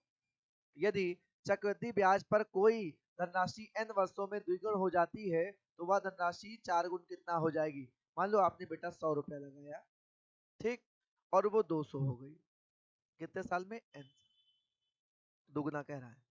ठीक, तो इसका मतलब है चक्रवृद्धि ब्याज क्या होता है? ऐसा धन, ऐसा ब्याज जो आपके मूलधन के अलावा ब्याज पर भी ब्याज देता है। यदि मूलधन पे ब्याज देता है, आपके पहले प्राप्त ब्याज पे ब्याज देता है, सही मानने में मूलधन प्लस ब्याज मिला के मिश्रधन पर ब्याज देता है। तो अगर आप 100 रुपए लगाए हो तो n साल में दुगना होकर 200 हो गया है। अब अगर 200 रुपए लगाओगे तो इसे दुगना होने में फिर n लगेगा, तो जाके n साल लगे तो 400, यानी 100 को 400 होने में कितने गुना होने में? 4 गुना होने में एक बार n वर्ष यहाँ लगा, एक बार n वर्ष यहाँ लगा, तो कुल मिला के कितने n वर्ष? 2 n। तो बच्चों ये था आपका चकबंदी लेखपाल के द्वितीय पाली का पेपर। सामान्य ज्ञान अध्ययन, ये सामान्य अध्ययन का है। तो वह नदी कौन सी है जिनका उद्गम भारत में नहीं है? चिनाब, व्यास, सतलज या रावी? तो यहाँ पर जो सही आंसर हो जाएगा वो सतलज है। इसका उद्गम भारत से नहीं होता है। इसका उद्गम जो स्थान है वो मानसरोवर के निकट एक है, राक्षस ताल या राक्षस तालाब भी बोलते हैं, राक्षस ताल से है। तो इसी को ध्यान रखिएगा, इसका उद्गम स्थान राक्षस ताल से है और ये मानसरोवर के पास में है, मानसरोवर के पास में है, सरोवर के पास में। अगर इसको और भी कठिन बनाना होगा तो ये दक्षिण पश्चिम तिब्बत इसको भी बोल सकते हैं, दक्षिण पश्चिम तिब्बत भी कह सकते हैं, यहां से ये नदी निकलती है। अगले प्रश्न पे आते हैं, निम्नलिखित में से कौन सा वर्तमान केंद्रीय कृषि एवं कृषि कल्याण मंत्रालय के मंत्री हैं? ये 2015 के संदर्भ में पूछा जा रहा है। तो राधा मोहन सिंह, उमा भारती, मुख्तार अब्बास नकवी, चौधरी बीरेन सिंह। तो इसका उत्तर करना है, 82 का उत्तर आप लोगों को करना है। तो 82 में देखिएगा तो तत्कालीन उस समय पे थे राधा मोहन सिंह, राधा मोहन सिंह ध्यान रखेंगे। और वर्तमान में इस समय नरेंद्र सिंह तोमर, नरेंद्र सिंह तोमर है इस समय पर, ये भी ध्यान रख रहे हैं, नरेंद्र सिंह तोमर। चलिए अगले प्रश्न की ओर आते हैं। वर्तमान वर्ष 2014-15 में पिछले वर्ष 2013-14 को की तुलना में भारत का सकल खाद्यान्न उत्पादन कितना घटा या बढ़ा है, ये आपको उत्तर करना है। तो देखिएगा 83 का जो सही उत्तर होगा वो है लगभग 8 लाख मिलियन टन घटा है। जो सकल खाद्यान्न उत्पादन है वो 8 लाख टन घटा है। तो ये भी ये चीज आप जान लीजिए। देखिए खाद्यान्न और एमएसपी, ठीक है, यहां से काफी प्रश्न पूछे जाते हैं, यानी कृषि का क्षेत्र बहुत इंपॉर्टेंट है लेखपाल के लिए, तो इस पे जरूर ध्यान दीजिएगा।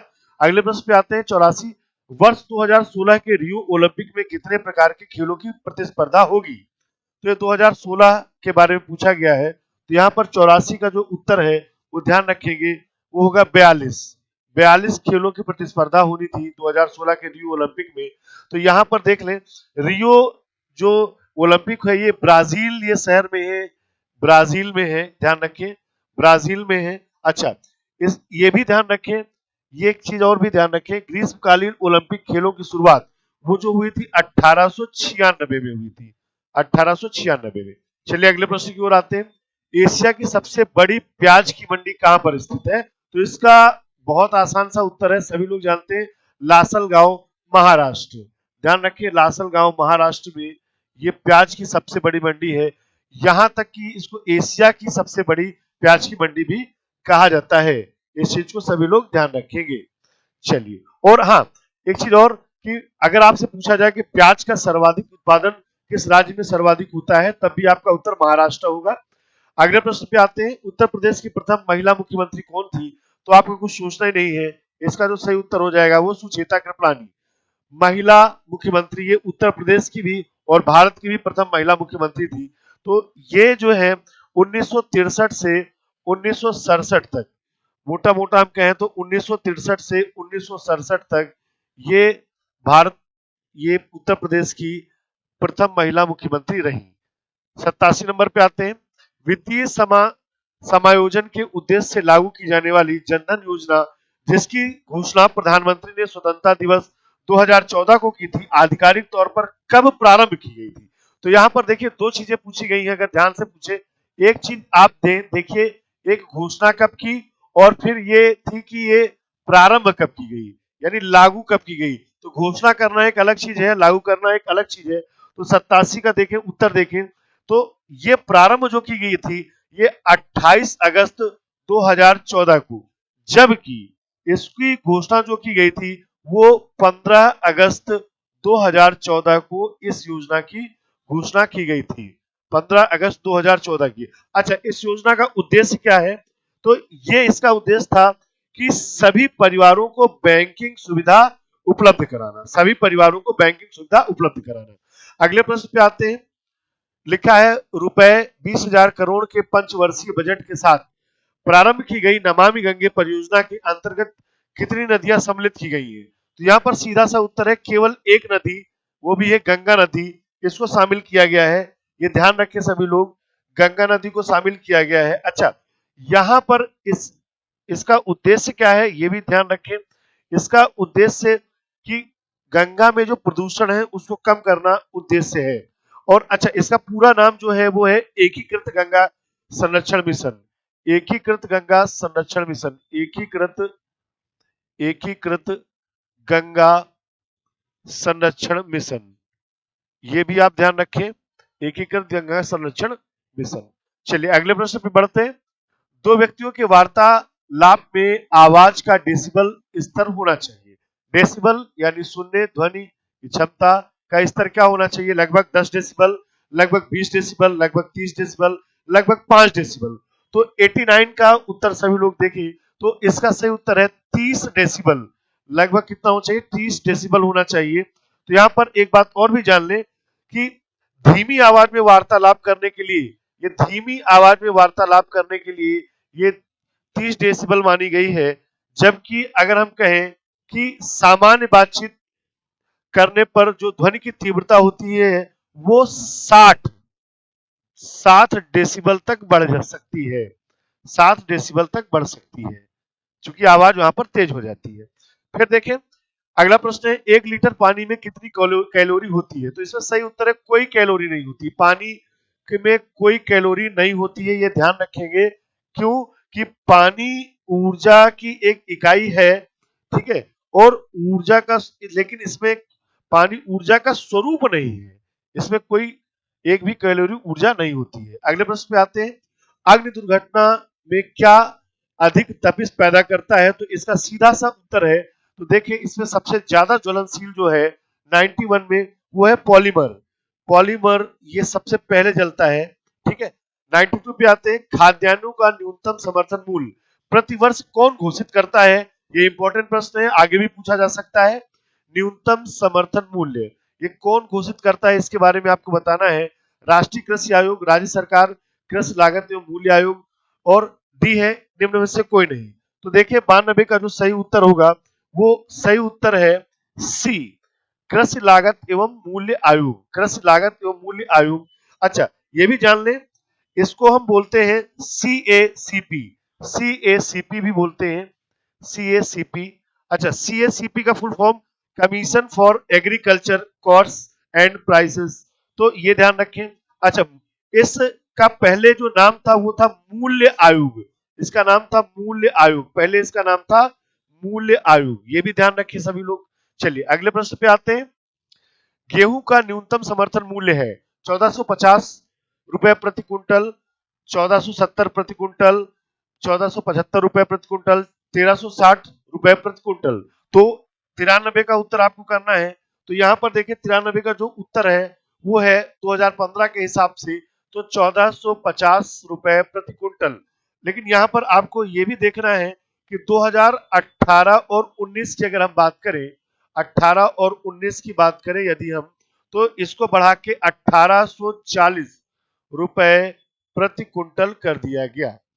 चलिए अगले प्रश्न की ओर बढ़ते हैं। पुरस्कृत फिल्म लाइफ लाइन्स, जिसे 126 देशों में 14,000 बार एक शिक्षण उपकरण के रूप में देखा गया है, भारत के किस राज्य की ग्रामीण पृष्ठभूमि को दर्शाती है? उत्तराखंड, बिहार, केरल या राजस्थान? तो 94 का जो सही उत्तर है वो है उत्तराखंड। उत्तराखंड में ये दर्शाई गई है, ग्रामीण पृष्ठभूमि की फिल्म है। तो इसके बारे में थोड़ा और भी जान लें। ये मकर सिंह है, एक वहां के निवासी हैं मकर सिंह। मकर सिंह, इनके जीवन पर आधारित ये फिल्म बनी है जो हर जगह पे दिखाई गई है। ठीक है, चलिए अगले प्रश्न की ओर बढ़ते हैं। समाज सुधारक एवं रहस्यवादी कवि संत कबीरदास की जयंती कब मनाई जाती है? तो ये देखें जरा सा, यह कब मनाई गई, क्योंकि ये तय नहीं होती है, क्योंकि तिथि के हिसाब से मनाई जाती है। तो कब मनाई गई, तो 2015 के हिसाब से अगर देखें तो 2 जून 2015 को, 2 जून 2015 को। और ये भी ध्यान रखिए कि कबीरदास की जयंती जो है वो प्रतिवर्ष ज्येष्ठ माह की पूर्णिमा को मनाई जाती है। कब मनाई जाती है? ज्येष्ठ माह की पूर्णिमा को, ज्येष्ठ माह की पूर्णिमा को ये मनाई जाती है। तो ये किस तारीख को पड़ेगी तिथि, ये एग्जैक्टली नहीं क्लियर होता है। ठीक है, चलिए आगे बढ़ते हैं। ब्रिक्स बैंक का मुख्यालय कहां पर स्थित है? मुंबई में, संघाई में, जोहान्सबर्ग में या मॉस्को में? तो देखें सही उसका उत्तर है ब्रिक्स बैंक का जो मुख्यालय है वो संघाई में है, ये भी ध्यान रखिए सबसे पहली बात। और एक चीज पहले इस चीज को देख लें, यहां पर इसके जो प्रथम अध्यक्ष हैं, जो इस बैंक के प्रथम अध्यक्ष हैं वो है केवी कामत। अगर ब्रिक्स बैंक के प्रथम अध्यक्ष पूछ लिया जाए तो प्रथम अध्यक्ष है केवी कामत। चलिए अगले प्रश्न की ओर बढ़ते हैं। निम्नलिखित में से कौन सा देश नींबू का सबसे बड़ा उत्पादन या उत्पादक है? तो 97 का उत्तर करने का प्रयास करें तो जो इसका जो सही उत्तर है वो है भारत। नींबू का सबसे बड़ा उत्पादक है भारत, और भारत में नींबू को लगभग पूरे विश्व का 16% उत्पादन होता है, ये भी आप लोग ध्यान रखिए। चलिए अगले प्रश्न की ओर बढ़ते हैं। निम्नलिखित में से किस मुद्रा का अगस्त 2015 में अवमूल्यन किया गया जिसके परिणाम स्वरूप भारतीय स्टॉक बाजार गिर गया? तो यहां पर सीधा सा उत्तर होगा चीनी युआन, जो चीनी मुद्रा है युआन, उसका अवमूल्यन कर दिया गया जिससे भारतीय स्टॉक बाजार गिर गया।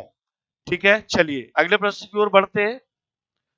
99 की ओर बढ़ते हैं। विश्व पर्यावरण दिवस कब मनाया जाता है? तो ये सभी को पता है 5 जून को मनाया जाता है, 5 जून को विश्व पर्यावरण दिवस। तो यहां पर आपको एक चीज ध्यान रखनी है कि इसकी शुरुआत जो घोषणा की गई थी वो घोषणा की गई थी वर्ष 1972 में, घोषणा की गई थी वर्ष 1972 में घोषणा की गई थी। इसके बाद आपको ये इसके बाद जो मनाना प्रारंभ किया गया, ये मनाना प्रारंभ किया गया 5 जून 1974 से इसको कंटिन्यू रूप से मनाया जाने लगा। ठीक है, चलिए अगले प्रश्न की ओर बढ़ते हैं। ये ठीक है, ये ध्यान रखिएगा, ये इधर का पार्ट है, ये इधर का पार्ट है। अगली ओर बढ़ते हैं, अगले प्रश्न की ओर बढ़ते हैं। विश्व में कितने देशों में मतदान अनिवार्य है? 13, 31, 23 या इनमें से कोई नहीं? तो भाई इसका जो सही उत्तर है वो है इनमें से कोई नहीं। इनमें से कोई नहीं, क्योंकि 2015 के हिसाब से केवल 22 देशों में मतदान अनिवार्य किया गया था। 101 पे आते हैं जरा हम लोग, 101 पे आते हैं, देख लेते हैं। निम्नलिखित में से किसको 24वां व्यास सम्मान दिया गया? 101 देखें, व्यास सम्मान किसको दिया गया? तो कमल गोयनका को ये दिया गया, कमल गोयनका को दिया गया। ध्यान रखेंगे, कमल गोयनका को दिया गया। और तो व्यास सम्मान के बारे में भी कुछ चीजें आप लोग जान लें। तो व्यास सम्मान ये भारतीय साहित्य के लिए दिए जाने वाले ज्ञानपीठ पुरस्कार के बाद दूसरा सबसे बड़ा साहित्य सम्मान है। दूसरा सबसे बड़ा साहित्य सम्मान, सबसे बड़ा साहित्य सम्मान। तो पहला कौन सा है? तो जो पहला है वो है ज्ञानपीठ पुरस्कार। ध्यान रखिएगा इस चीज की। चलिए अगले प्रश्न की ओर बढ़ते हैं। चुनाव आचार संहिता के अनुसार चुनाव के समय किसका निषेध है? घृणाजनक भाषण तथा पुतला जलाना, प्रचार के लिए सरकारी मशीनरी का उपयोग, निर्वाचन अधिकारियों का स्थानांतरण, और डी उपयुक्त सभी। तो इसका सही उत्तर होगा उपयुक्त सभी। 103 पे आते हैं, भारतीय खाद्य निगम की स्थापना कब हुई? तो ये भी आपको बताना है। तो इसका जो सही उत्तर है वो है 14 जनवरी 1965। भारतीय खाद्य निगम की स्थापना हुई थी 14 जनवरी 1965 को हुई थी। ये ध्यान रखिएगा इस चीज को। 104 पे आते हैं, जिस दिन भगत सिंह को फांसी दी गई वह शहीद दिवस के रूप में प्रत्येक वर्ष मनाया जाता है। किस दिन? तो आपको यहाँ पे बताना है 23 मार्च। अच्छा यहाँ पर थोड़ा और भी जान ले। तो 23 मार्च 1931 को 23 मार्च 1931 को भगत सिंह को उनके दो साथियों के साथ में फांसी की सजा दी गई। भगत सिंह थे, भगत सिंह के साथ में इसके साथ साथ में सुखदेव और राजगुरु भी इसमें शामिल थे। इनको लाहौर षड्यंत्र केस में इनको फांसी की सजा दी गई थी। चलिए अगले प्रश्न की ओर बढ़ते हैं। ये बिहार राज्य जो विधानसभा चुनाव हुए थे 2015 के संदर्भ में पूछा गया है। बिहार राज्य विधानसभा के चुनाव कितने चरणों में संपन्न हुई? 5, 6, 7 या 4? तो ये 2015 का प्रश्न है। तो देखें ये 5 चरणों में तत्कालीन उस समय पे संपन्न हुई थी, ये आपको जानना पड़ेगा। चलिए तो इसका मतलब है कि वर्तमान में यूपी के चुनाव हो रहे हैं, तो आपको ये भी पता होना चाहिए यूपी के चुनाव कितने चरणों में संपन्न हुए हैं, तो ये भी आप नोट करके रखेंगे। अगले प्रश्न की ओर बढ़ते हैं। सुमेलित करना है आपको यहाँ पे। तो एक तरफ दिया है, दिवस दिए हैं, दूसरी तरफ तिथि दी गई है, तो सीधे से सुमेलित करते हैं हम लोग। देखते हैं सबसे पहले है जो है राष्ट्रीय डाक दिवस। राष्ट्रीय डाक दिवस वो 12 जनवरी को मनाया जाता है। राष्ट्रीय मतदाता दिवस वो 25 जनवरी को मनाया जाता है, ये भी ध्यान रखेंगे। राष्ट्रीय डाक दिवस वो मनाया जाता है, राष्ट्रीय डाक दिवस वो 9 अक्टूबर को मनाया जाता है, ये ध्यान रखेंगे। फिर इसके बाद राष्ट्रीय मतदाता दिवस ये मनाया जाता है, ये 25 जनवरी को मनाया जाता है, ये भी ध्यान रखेंगे, ये काट दें। फिर इसके बाद में मानवाधिकार दिवस ये जो मनाया जाता है ये 10 दिसंबर को मनाया जाता है। मानवाधिकार दिवस ये महत्वपूर्ण है, ध्यान रखेंगे। और राष्ट्रीय युवा दिवस वो जो मनाया जाता है वो 12 जनवरी को मनाया जाता है। 12 जनवरी को मनाया जाता है, ये कट है, 12 जनवरी को मनाया जाता है। 12 जनवरी को ही क्यों, एक बार इसको देखेंगे सभी लोग। तो इसका जो सही आप देखें तो इसका सही उत्तर होगा बी। 106 का जो सही उत्तर होगा वो बी। फिर देखें भारत में कितने शहरों की आबादी 10 लाख की या 10 लाख से अधिक है? कितने शहरों की आबादी 10 लाख से अधिक है? 43, 53, 63 या 33? तो यहां पर आपको बताना है। तो 2015 के अनुसार, तो चूंकि जनगणना 2011 में हुई थी, तो उसी के अनुसार तो लगभग 53 ऐसे शहर हैं जिनकी आबादी 10 लाख से अधिक है, ये ध्यान रखिएगा। चलिए अगले प्रश्न की ओर बढ़ते हैं हम लोग। संकल्प प्रदान अभियान किसने प्रारंभ किया? बिल गेट्स, सुनील गावस्कर या अमिताभ बच्चन, बराक ओबामा? संकल्प प्रदान तो ये बिल गेट्स ने प्रारंभ किया था। बिल गेट्स है कौन, जरा इनके बारे में जान ले। ये माइक्रोसॉफ्ट नामक कंपनी के सह संस्थापक एवं अध्यक्ष। ये माइक्रोसॉफ्ट कंपनी है, माइक्रोसॉफ्ट कंपनी। तो इसके ये अध्यक्ष हैं बिल गेट्स और सह संस्थापक भी हैं, और ये 2010 में संकल्प प्रदान अभियान प्रारंभ किया गया था। 109 पे आते हैं, भूरी क्रांति किसको बल देने पर केंद्रित है? चाय और कॉफी के उत्पादन में वृद्धि, कच्चे चमड़े के उत्पादन में वृद्धि, उर्वरकों के उत्पादन में वृद्धि, उपयुक्त में से कोई नहीं। तो 109 का उत्तर देखिए सभी लोग, तो यहां पर है बी, यहां पर सही उत्तर है बी, कच्चे चमड़े के उत्पादन में वृद्धि।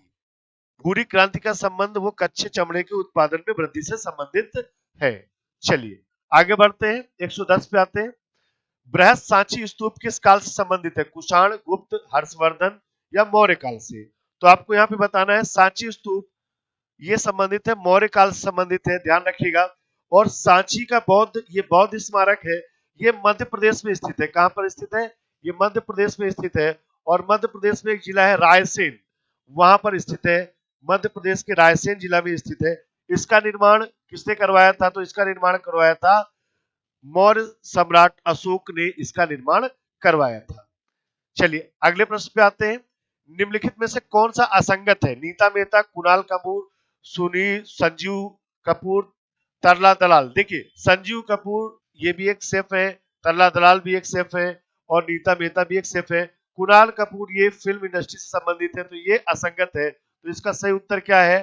तो 111, ध्यान रखेंगे 111 का बी।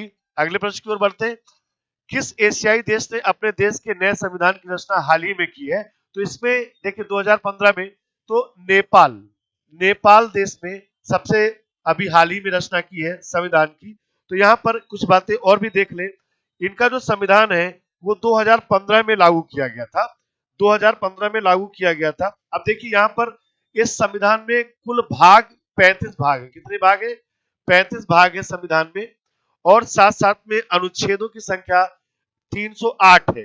अनुच्छेद 308 है यहाँ पे, यानी आर्टिकल्स जो है वो 308 है, और इसके अलावा 9 अनुसूचियां हैं। शेड्यूल जो है वो है 9, अनुसूचियों की संख्या है 9।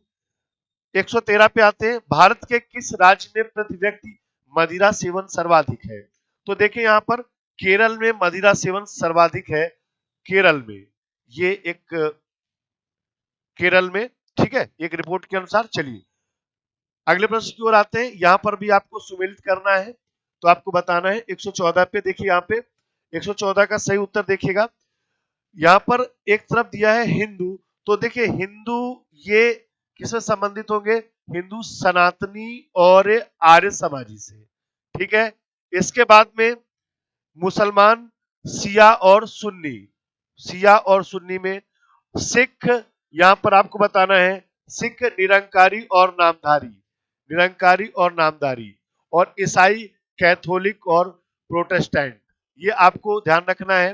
तो इसका जो सही विकल्प होगा 114 का वो हो जाएगा ए, इसका राइट आंसर होगा ए, यहां पर ध्यान रखें। फिर देखिए अगला प्रश्न, भारत के किस राज्य में सबसे बड़ी अंतर्देशीय लवणीय आर्द्र भूमि है? तो यहाँ पर आपको बताना है मध्य प्रदेश, हरियाणा, राजस्थान या गुजरात। तो 115 का जो सही उत्तर है वो ध्यान रखें सी, यानी राजस्थान। सी, राजस्थान में सबसे बड़ी लवणीय आर्द्र भूमि झील है, ये ध्यान रखने के। ये खारे पानी की संतृप्त झील है, ये अच्छा ये भी ध्यान रखेंगे, भारत में सबसे बड़ी खारी पानी की झील, ठीक है। चलिए अगले प्रश्न की ओर बढ़ते हैं, भारत के किस राज्य में गेहूं का सर्वाधिक उत्पादन होता है? तो 116 का जो सही उत्तर है वो है उत्तर प्रदेश। सर्वाधिक उत्पादन होता है वो कहां पर? उत्तर प्रदेश में, ये भी ध्यान रखेंगे सभी लोग। चलिए अगले प्रश्न की ओर बढ़ते हैं, वर्ष 1913 से वर्ष 2014, वर्ष 1913 से वर्ष 2014 की अवधि में कितने भारतीयों को नोबेल पुरस्कार मिले हैं? तो ये आपको बताना है, देखिए 7, 9, 6 या इनमें से कोई नहीं। तो देखिए इसका जो सही उत्तर है वो है डी, नन ऑफ दीज। क्यों? इसमें देखिएगा कितने लोगों को मिल चुका है पुरस्कार, यहाँ पर जो पुरस्कार अब तक मिला है वो 8 लोगों को, 2015 के हिसाब से 8 लोगों को मिला है, 2014 तक 8 लोगों को मिला था, ठीक है। और 2014 में जो अंतिम जो पुरस्कार मिला था वो कैलाश सत्यार्थी को मिला था, ध्यान रखना कैलाश सत्यार्थी को मिला था। और इनके साथ साथ में पाकिस्तान की एक बेटी भी थी, कैलाश सत्यार्थी 2014, ये भी ध्यान रखेंगे। अगले प्रश्न की ओर आते हैं हम लोग। निम्नलिखित में से कौन भारत का कार्यवाहक राष्ट्रपति नहीं था? कार्यवाहक राष्ट्रपति नहीं था तो 118। देखिए डॉक्टर जाकिर हुसैन। कौन है? डॉक्टर जाकिर हुसैन। ये भारत के कार्यवाहक राष्ट्रपति नहीं रहे और बाकी कार्यवाहक राष्ट्रपति रहे हैं। 119 पे आते हैं। नाइट्रिक अम्ल किस धातु पर बेअसर होता है? तो ये आपको बताना है। 119 का जो उत्तर है वो होगा सोना। नाइट्रिक अम्ल जो है उसका असर सोने पे नहीं होता है। नाइट्रिक अम्ल का जो सूत्र होता है वो है HNO3। HNO3। इसके अलावा और भी जो धातुएं हैं उन पर भी इसका कोई भी प्रभाव नहीं पड़ता है, जैसे प्लेटिनम है, सोडियम है, इन सब पर भी इसका असर नहीं पड़ता है। अगले प्रश्न पे आते हैं। भारत के किस तटवर्ती शहर में लंबी समुद्री पुल अवस्थित है? सबसे लंबा समुद्री पुल अवस्थित। यहां पर आपको एक चीज ध्यान रखना है, तटवर्ती शहर पूछा गया है। तटवर्ती शहर, तो तटवर्ती शहर में देखिए रामेश्वरम, चेन्नई, मुंबई या विशाखापट्टनम। तो 2014 के अनुसार इसका सही उत्तर होगा मुंबई। तो मुंबई में इसका सही उत्तर होगा। ये देखिए यहां पर मुंबई में बांद्रा से वर्ली को जोड़ने वाला एक पुल है। बांद्रा से वर्ली को जोड़ने वाला एक पुल है जिसकी जो लंबाई है वो आपको ध्यान रखनी होगी 5.6 किलोमीटर। ये सब आंकड़े 2014-15 के हैं, ये आपको ध्यान रखना है, ठीक है। और इसका जो निर्माण कार्य पूरा हुआ था वो वर्ष 2010 में पूरा हुआ था। नमस्कार दोस्तों, मैं अविनेश सर, व्यास एकेडमी बाराबंकी से। जिस प्रकार से चकबंदी लेखपाल का पेपर हुआ था, अगर बात करें तो ये पेपर जो हमारा है 2015 का है ना। 2015 का द्वितीय पाली में जो ग्रामीण विकास पूछा गया था उसका प्रीवियस ईयर है ना। उसके बारे में हम लोग बात करेंगे कि ग्रामीण विकास में कैसे कैसे क्वेश्चन आते हैं। भैया हम आपको बता दें, कुछ ऐसे क्वेश्चन आते हैं जिसको हम लोगों ने सुना ही नहीं होता है और वो उम्मीद नहीं होती कि ऐसे क्वेश्चन पेपर में आ जाएंगे। तो कुछ वो जो क्वेश्चन आपके छूट जाते हैं उनको पूरा करने के लिए हम लोग इस प्रीवियस ईयर को माने जो 2015 में चकबंदी लेखपाल की सेकंड मीटिंग में पूछा गया क्वेश्चन थे उनको हम लोग सॉल्व करेंगे, ठीक है। तो पहला क्वेश्चन यहाँ पे, पहले का मतलब ये है कि 121 नंबर स्वदेशी हल है। क्वेश्चन है स्वदेशी हल है जुताई का एक द्वितीयक उपकरण, नम धरती का एक कुदाल, एक बहुउद्देशीय उपकरण और जुताई का प्राथमिक उपकरण। तो सब लोग जानते हैं कि द्वितीयक उपकरण तो हो ही नहीं सकता है, क्योंकि जुताई के लिए सबसे पहले बैलों के द्वारा हम लोग देसी हल का प्रयोग किए थे।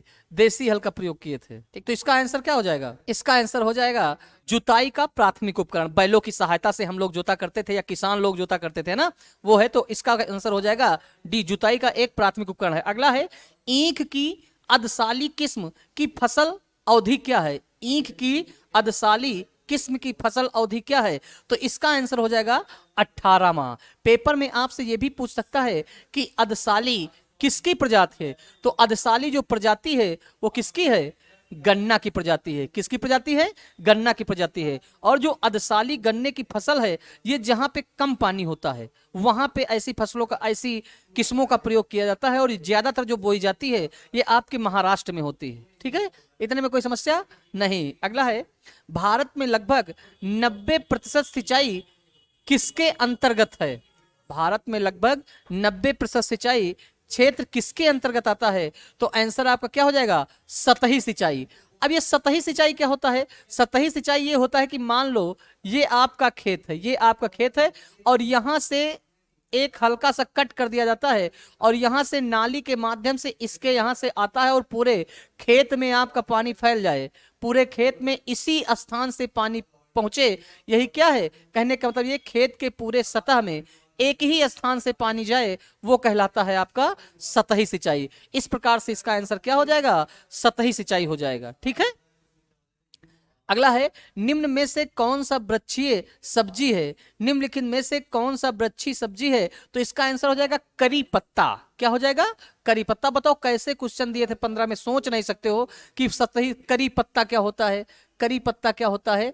तो करी पत्ता एक वृक्षीय सब्जी है जिससे रसेदार व्यंजनों में प्रयोग किया जाता है। करी पत्ता उष्णकटिबंधीय तथा उप उष्णकटिबंधीय प्रदेशों में पाए जाते हैं और ये मूलतः भारत का देशज है, माने भारत में ही जन्मा है और इसकी ऊंचाई 2 से 4 मीटर होती है। कभी पूछे करी पत्ता की ऊंचाई कितनी होती है? करी पत्ता की ऊंचाई कितनी होती है? तो 2 से 4 मीटर होती है। कितनी होती है? 2 से 4 मीटर होती है। इसकी पत्ती बहुत ही खुशबूदार होती हैं। इसके फूल छोटे छोटे सफेद रंग के होते हैं। इस प्रजाति को वनस्पति जोहान कानिंग का नाम दिया गया है। ठीक है, अगला क्वेश्चन है, तेज हवा की गति कितनी होती है? तेज हवा की गति कितनी होती है? तो 30 मील प्रति घंटा। कितनी होती है? 30 मील प्रति घंटा। अगर आपसे कोई पूछे कि 1 मील बराबर कितने किलोमीटर के होता है, तो 1.6 किलोमीटर के होता है। कितना? 1.6 किलोमीटर के होता है। 1 मील बराबर 1.6 किलोमीटर। अगला है, भारत में कुल कितने गांव हैं? भारत में कुल कितने गांव हैं? तो भारत में कुल गांव हैं 6,40,930। 6,40,930।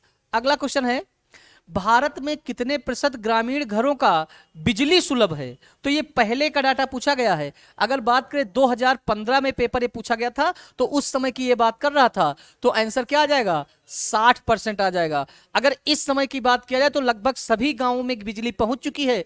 इसलिए अगर वर्तमान समय की बात करें तो 100% ग्रामीण बिजली सुलभ हो चुकी है। लेकिन ये पेपर था 2015 का, तो उसी के अकॉर्डिंग पूछा गया है, इसलिए इसका आंसर हो जाएगा 60%। अगला है, भारत में मिट्टी के तेल का खुदरा बाजार मूल्य क्या है?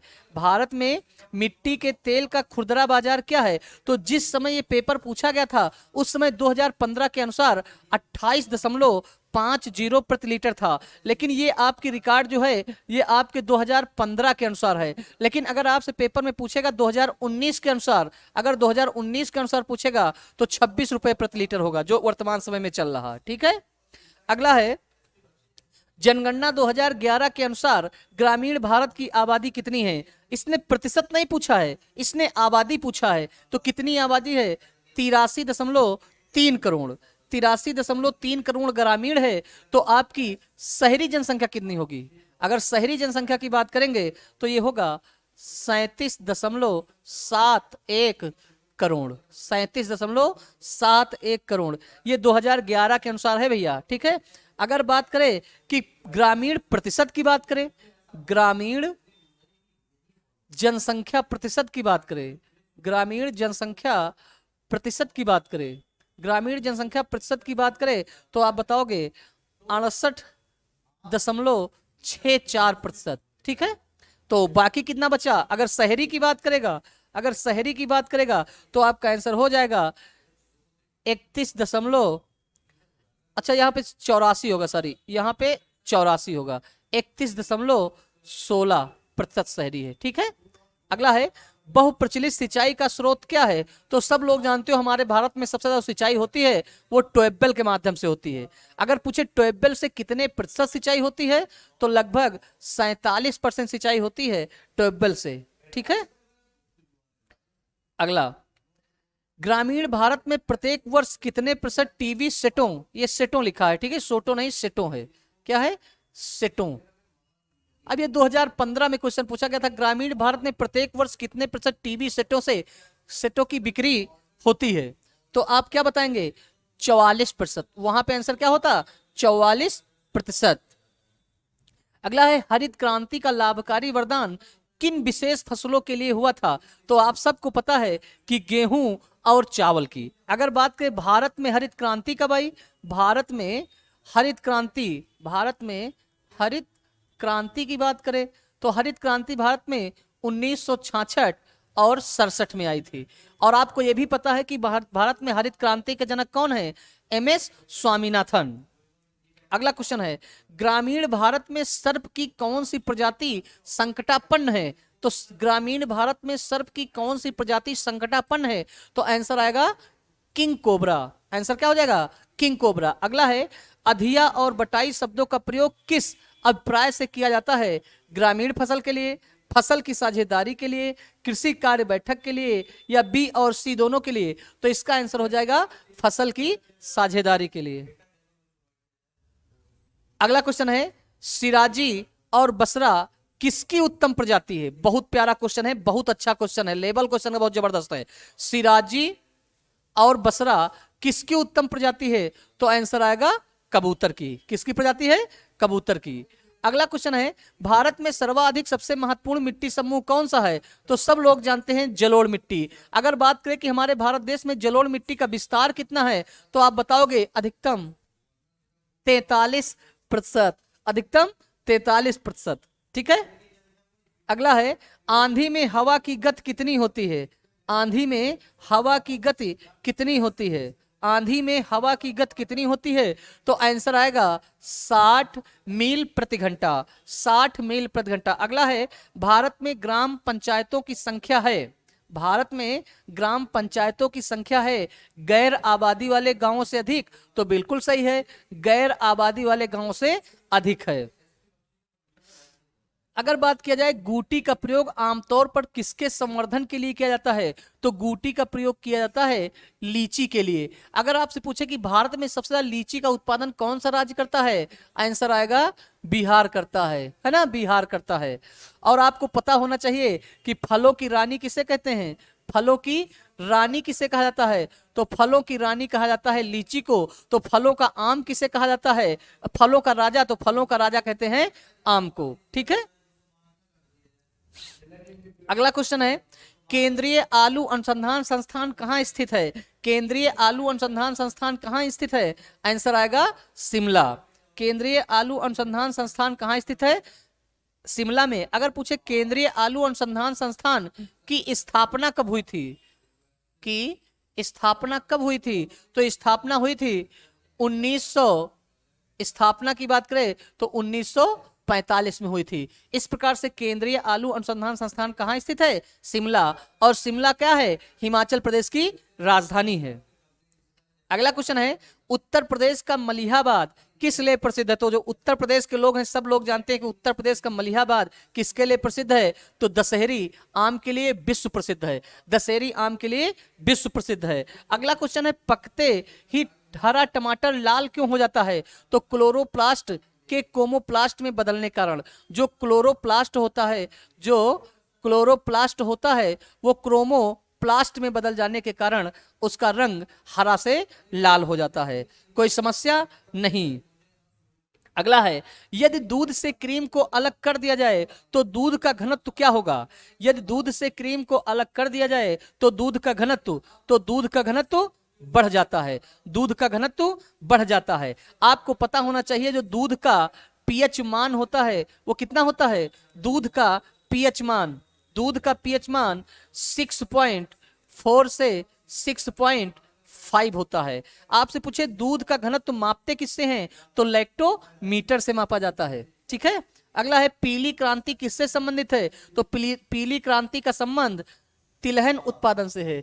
पीली क्रांति का पीली क्रांति का संबंध तिलहन उत्पादन से है। अगर पूछे दुग्ध उत्पादन का संबंध तो आप कहोगे श्वेत क्रांति का संबंध किससे है? तो दूध के उत्पादन से है। अगर पूछे नीली क्रांति तो आप कहोगे मछली उत्पादन से है। ठीक है। अगला क्वेश्चन, लहसुन की तीव्र गंध का कारण क्या है? तो लहसुन की तीव्र गंध का कारण है गंधक यौगिक। लहसुन की तीव्र गंध का कारण क्या है? गंधक यौगिक। अगला क्वेश्चन है, टपका किस फसल का अंतिम चरण होता है? तो ये होता है आम। ठीक है। आम में जब आम पक जाता है तो टपका का मतलब जब आम पक जाता है तो धीरे धीरे वो गिरना शुरू होता है। आम पकता है तो गिरता है कि नहीं? गिरता है भाई कि नहीं? टपका आम की फसल का अंतिम चरण होता है। प्रायः इस अवस्था में पका आम बहुत स्वादिष्ट हो जाता है। इस चरण में आम बहुत स्वादिष्ट हो जाता है। आम जब पूरी तरह से पककर वृक्ष से स्वयं ही टपकने लगता है तो इस घटना को या उसे टपका या सीकर कहते हैं। टपका या सीकर कहते हैं। तो याद रखोगे कि टपका का संबंध किससे है? तो आप टपका की फसल का अंतिम चरण किससे? तो आम से। या सीकर का संबंध भी किससे है? आम से है।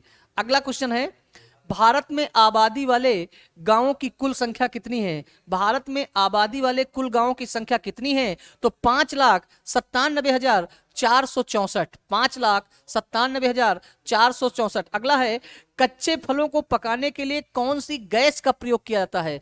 कच्चे फलों को पकाने के लिए कौन सी गैस का प्रयोग किया जाता है? तो आंसर आएगा एसिटिलीन। इसका सूत्र पूछे तो H2, ठीक है, C2H2। और आपको एक बात और पता होनी चाहिए कि एसिटिलीन द्वारा ही एथिलीन बनाया जाता है, जो कि एक पादप हार्मोन है ना। और कृत्रिम रूप से फलों को पकाने के लिए, पेपर में पूछा जाता है, कृत्रिम रूप से फलों को पकाने के लिए किसका प्रयोग करते हैं?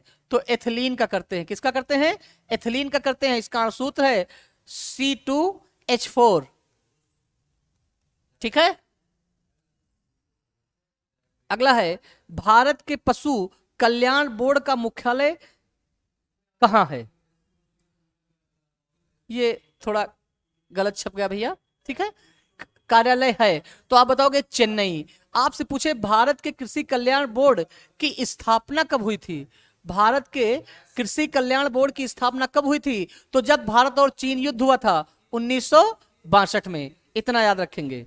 और एक क्वेश्चन पूछता, अंडमान निकोबार की जलीय सीमा कितनी है? तो अंडमान निकोबार की जलीय सीमा भी मेरे भाई 1962 किलोमीटर होती है। इसलिए भारत के पशु कल्याण बोर्ड का मुख्यालय भी कहां है? कहां है? चेन्नई में। चेन्नई का पुराना नाम मद्रास था और इसकी स्थापना कब हुई थी? 1962 में हुई थी। आपसे पूछे भारत चीन युद्ध कब हुआ था? 1962 में हुआ था। आपसे पूछे अंडमान निकोबार की जलीय सीमा कितनी है? तो अंडमान निकोबार की जलीय सीमा 1962 किलोमीटर है, ठीक है। अगला है, निम्नलिखित में से कौन ग्रामीण क्षेत्र का जमीनी कर्ता धर्ता है? तो सब लोग जानते हो, लेखपाल। अगला क्वेश्चन है, निम्नलिखित में से कौन सी नदी उत्तर प्रदेश में बीहड़ों का निर्माण करती है? तो उत्तर प्रदेश में बीहड़ों का जो निर्माण करती है वो गोमती करती है, ठीक है। देखो, उत्तर प्रदेश में और मध्य प्रदेश में दो प्रदेश या दो राज्य ऐसे हैं जहां पे नदियां बीहड़ों का निर्माण करती हैं। तो उत्तर प्रदेश में जो नदी बीहड़ों का निर्माण करती है वो आपकी गोमती होती है। लेकिन अगर कहीं पूछ ले मध्य प्रदेश में कौन सी करती है, मध्य प्रदेश में, तो आंसर हो जाएगा चंबल नदी। कौन सी? चंबल नदी। अगला है, उत्तर प्रदेश में किस प्रकार की मिट्टी की अधिकांशता पाई जाती है? सब लोग जानते हो, जलोढ़ मिट्टी पाई जाती है। उत्तर प्रदेश में किस प्रकार की मिट्टी अधिकांशता पाई जाती है? जलोढ़ मिट्टी पाई जाती है।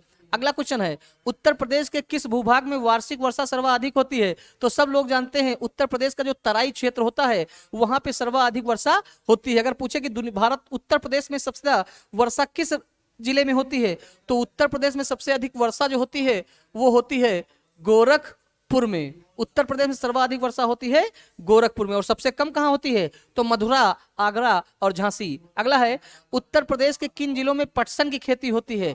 तो उत्तर प्रदेश के किन जिलों में पटसन की खेती होती है? आंसर आता है देवरिया और गोरखपुर। देवरिया और गोरखपुर। एक क्वेश्चन गोरखपुर से याद रखोगे, खिचड़ी मेला कहां लगता है? गोरखपुर। आपसे पूछे गीता प्रेस कहां है? गोरखपुर। आपसे पूछे उत्तर प्रदेश में सबसे ज्यादा सुअर पालन कहां होता है? गोरखपुर, ठीक है। अगला क्वेश्चन है, स्वच्छ भारत अभियान के अंतर्गत वर्ष 2019 ग्रामीण भारत में कितने शौचालय बनाने का लक्ष्य रखा गया है? तो स्वच्छ भारत मिशन, पहली बात तो ये पता होना चाहिए कि मोदी सरकार ने या प्रधानमंत्री नरेंद्र मोदी ने स्वच्छ भारत अभियान की शुरुआत कब की थी? तो आप बताओगे 2 अक्टूबर 2014 को। पहला क्वेश्चन तो ये हो गया कि स्वच्छ भारत मिशन या स्वच्छ भारत अभियान की शुरुआत कब हुई? तो 2 अक्टूबर 2014 को। उसके बाद आपसे पूछा गया कि कितने शौचालय बनाने का लक्ष्य रखा है 2019 तक? तो आप कहोगे 120 मिलियन। 1 मिलियन में होते हैं 10 लाख, कहने का मतलब है 12 करोड़ शौचालय।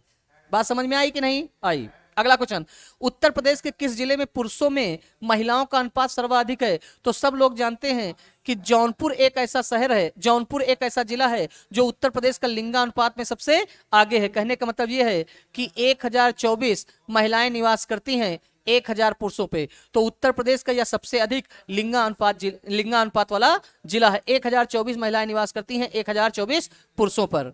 अगला क्वेश्चन है, अच्छा अगर पूछे सबसे कम, तो गौतम बुद्ध नगर 852 महिलाएं रहती हैं 1000 पुरुषों पर। अगला है ग्रामीण भारत के लिए गरीबी रेखा का आधार निर्धारित किया गया है। तो कहने का मतलब यह है कि जिस पुरुष की आय प्रतिदिन 27 रुपए तक है, ठीक है, 27 रुपए तक की रिपोर्ट के लिए 27 दिन आय। अगर आपसे बात करें कि शहरी का कितना है, तो शहरी का इतना है। कहने का मतलब यह है कि अगर कोई व्यक्ति 27 रुपए से कम, कोई गांव का व्यक्ति 27 रुपए से कम कमाता है तो वो गरीबी रेखा के नीचे है, और अगर कोई शहरी व्यक्ति है वो 33 रुपए से कम कमाता है तो वो गरीब है। इस प्रकार से 27 रुपए गांव का जो मानक रखा गया है वो 27 रुपए रखा गया है, और जो शहर का रखा गया है वो 33 रुपए रखा गया है। इतने में कोई समस्या नहीं। अगला है संयुक्त राष्ट्र संघ द्वारा घोषित अंतरराष्ट्रीय योग दिवस। अंतरराष्ट्रीय योग दिवस सारे विश्व के ग्रामीण एवं शहरी इलाकों में किस दिन मनाया गया है? तो सब लोग जानते हो योग दिवस मनाया जाता है 21 जून को। ठीक है, अगला क्वेश्चन, विश्व में केले का सर्वाधिक उत्पादक देश कौन है? विश्व में केले का सर्वाधिक उत्पादक देश कौन सा है? भारत है। ठीक है, अगर बात करें दूसरे स्थान पे कौन है? दूसरे स्थान पे अगर बात करें तो आपका चीन है। अगर बात करें तीसरे स्थान पे केले के उत्पादन में कौन है? तो आंसर आएगा फिलीपींस है। कौन है?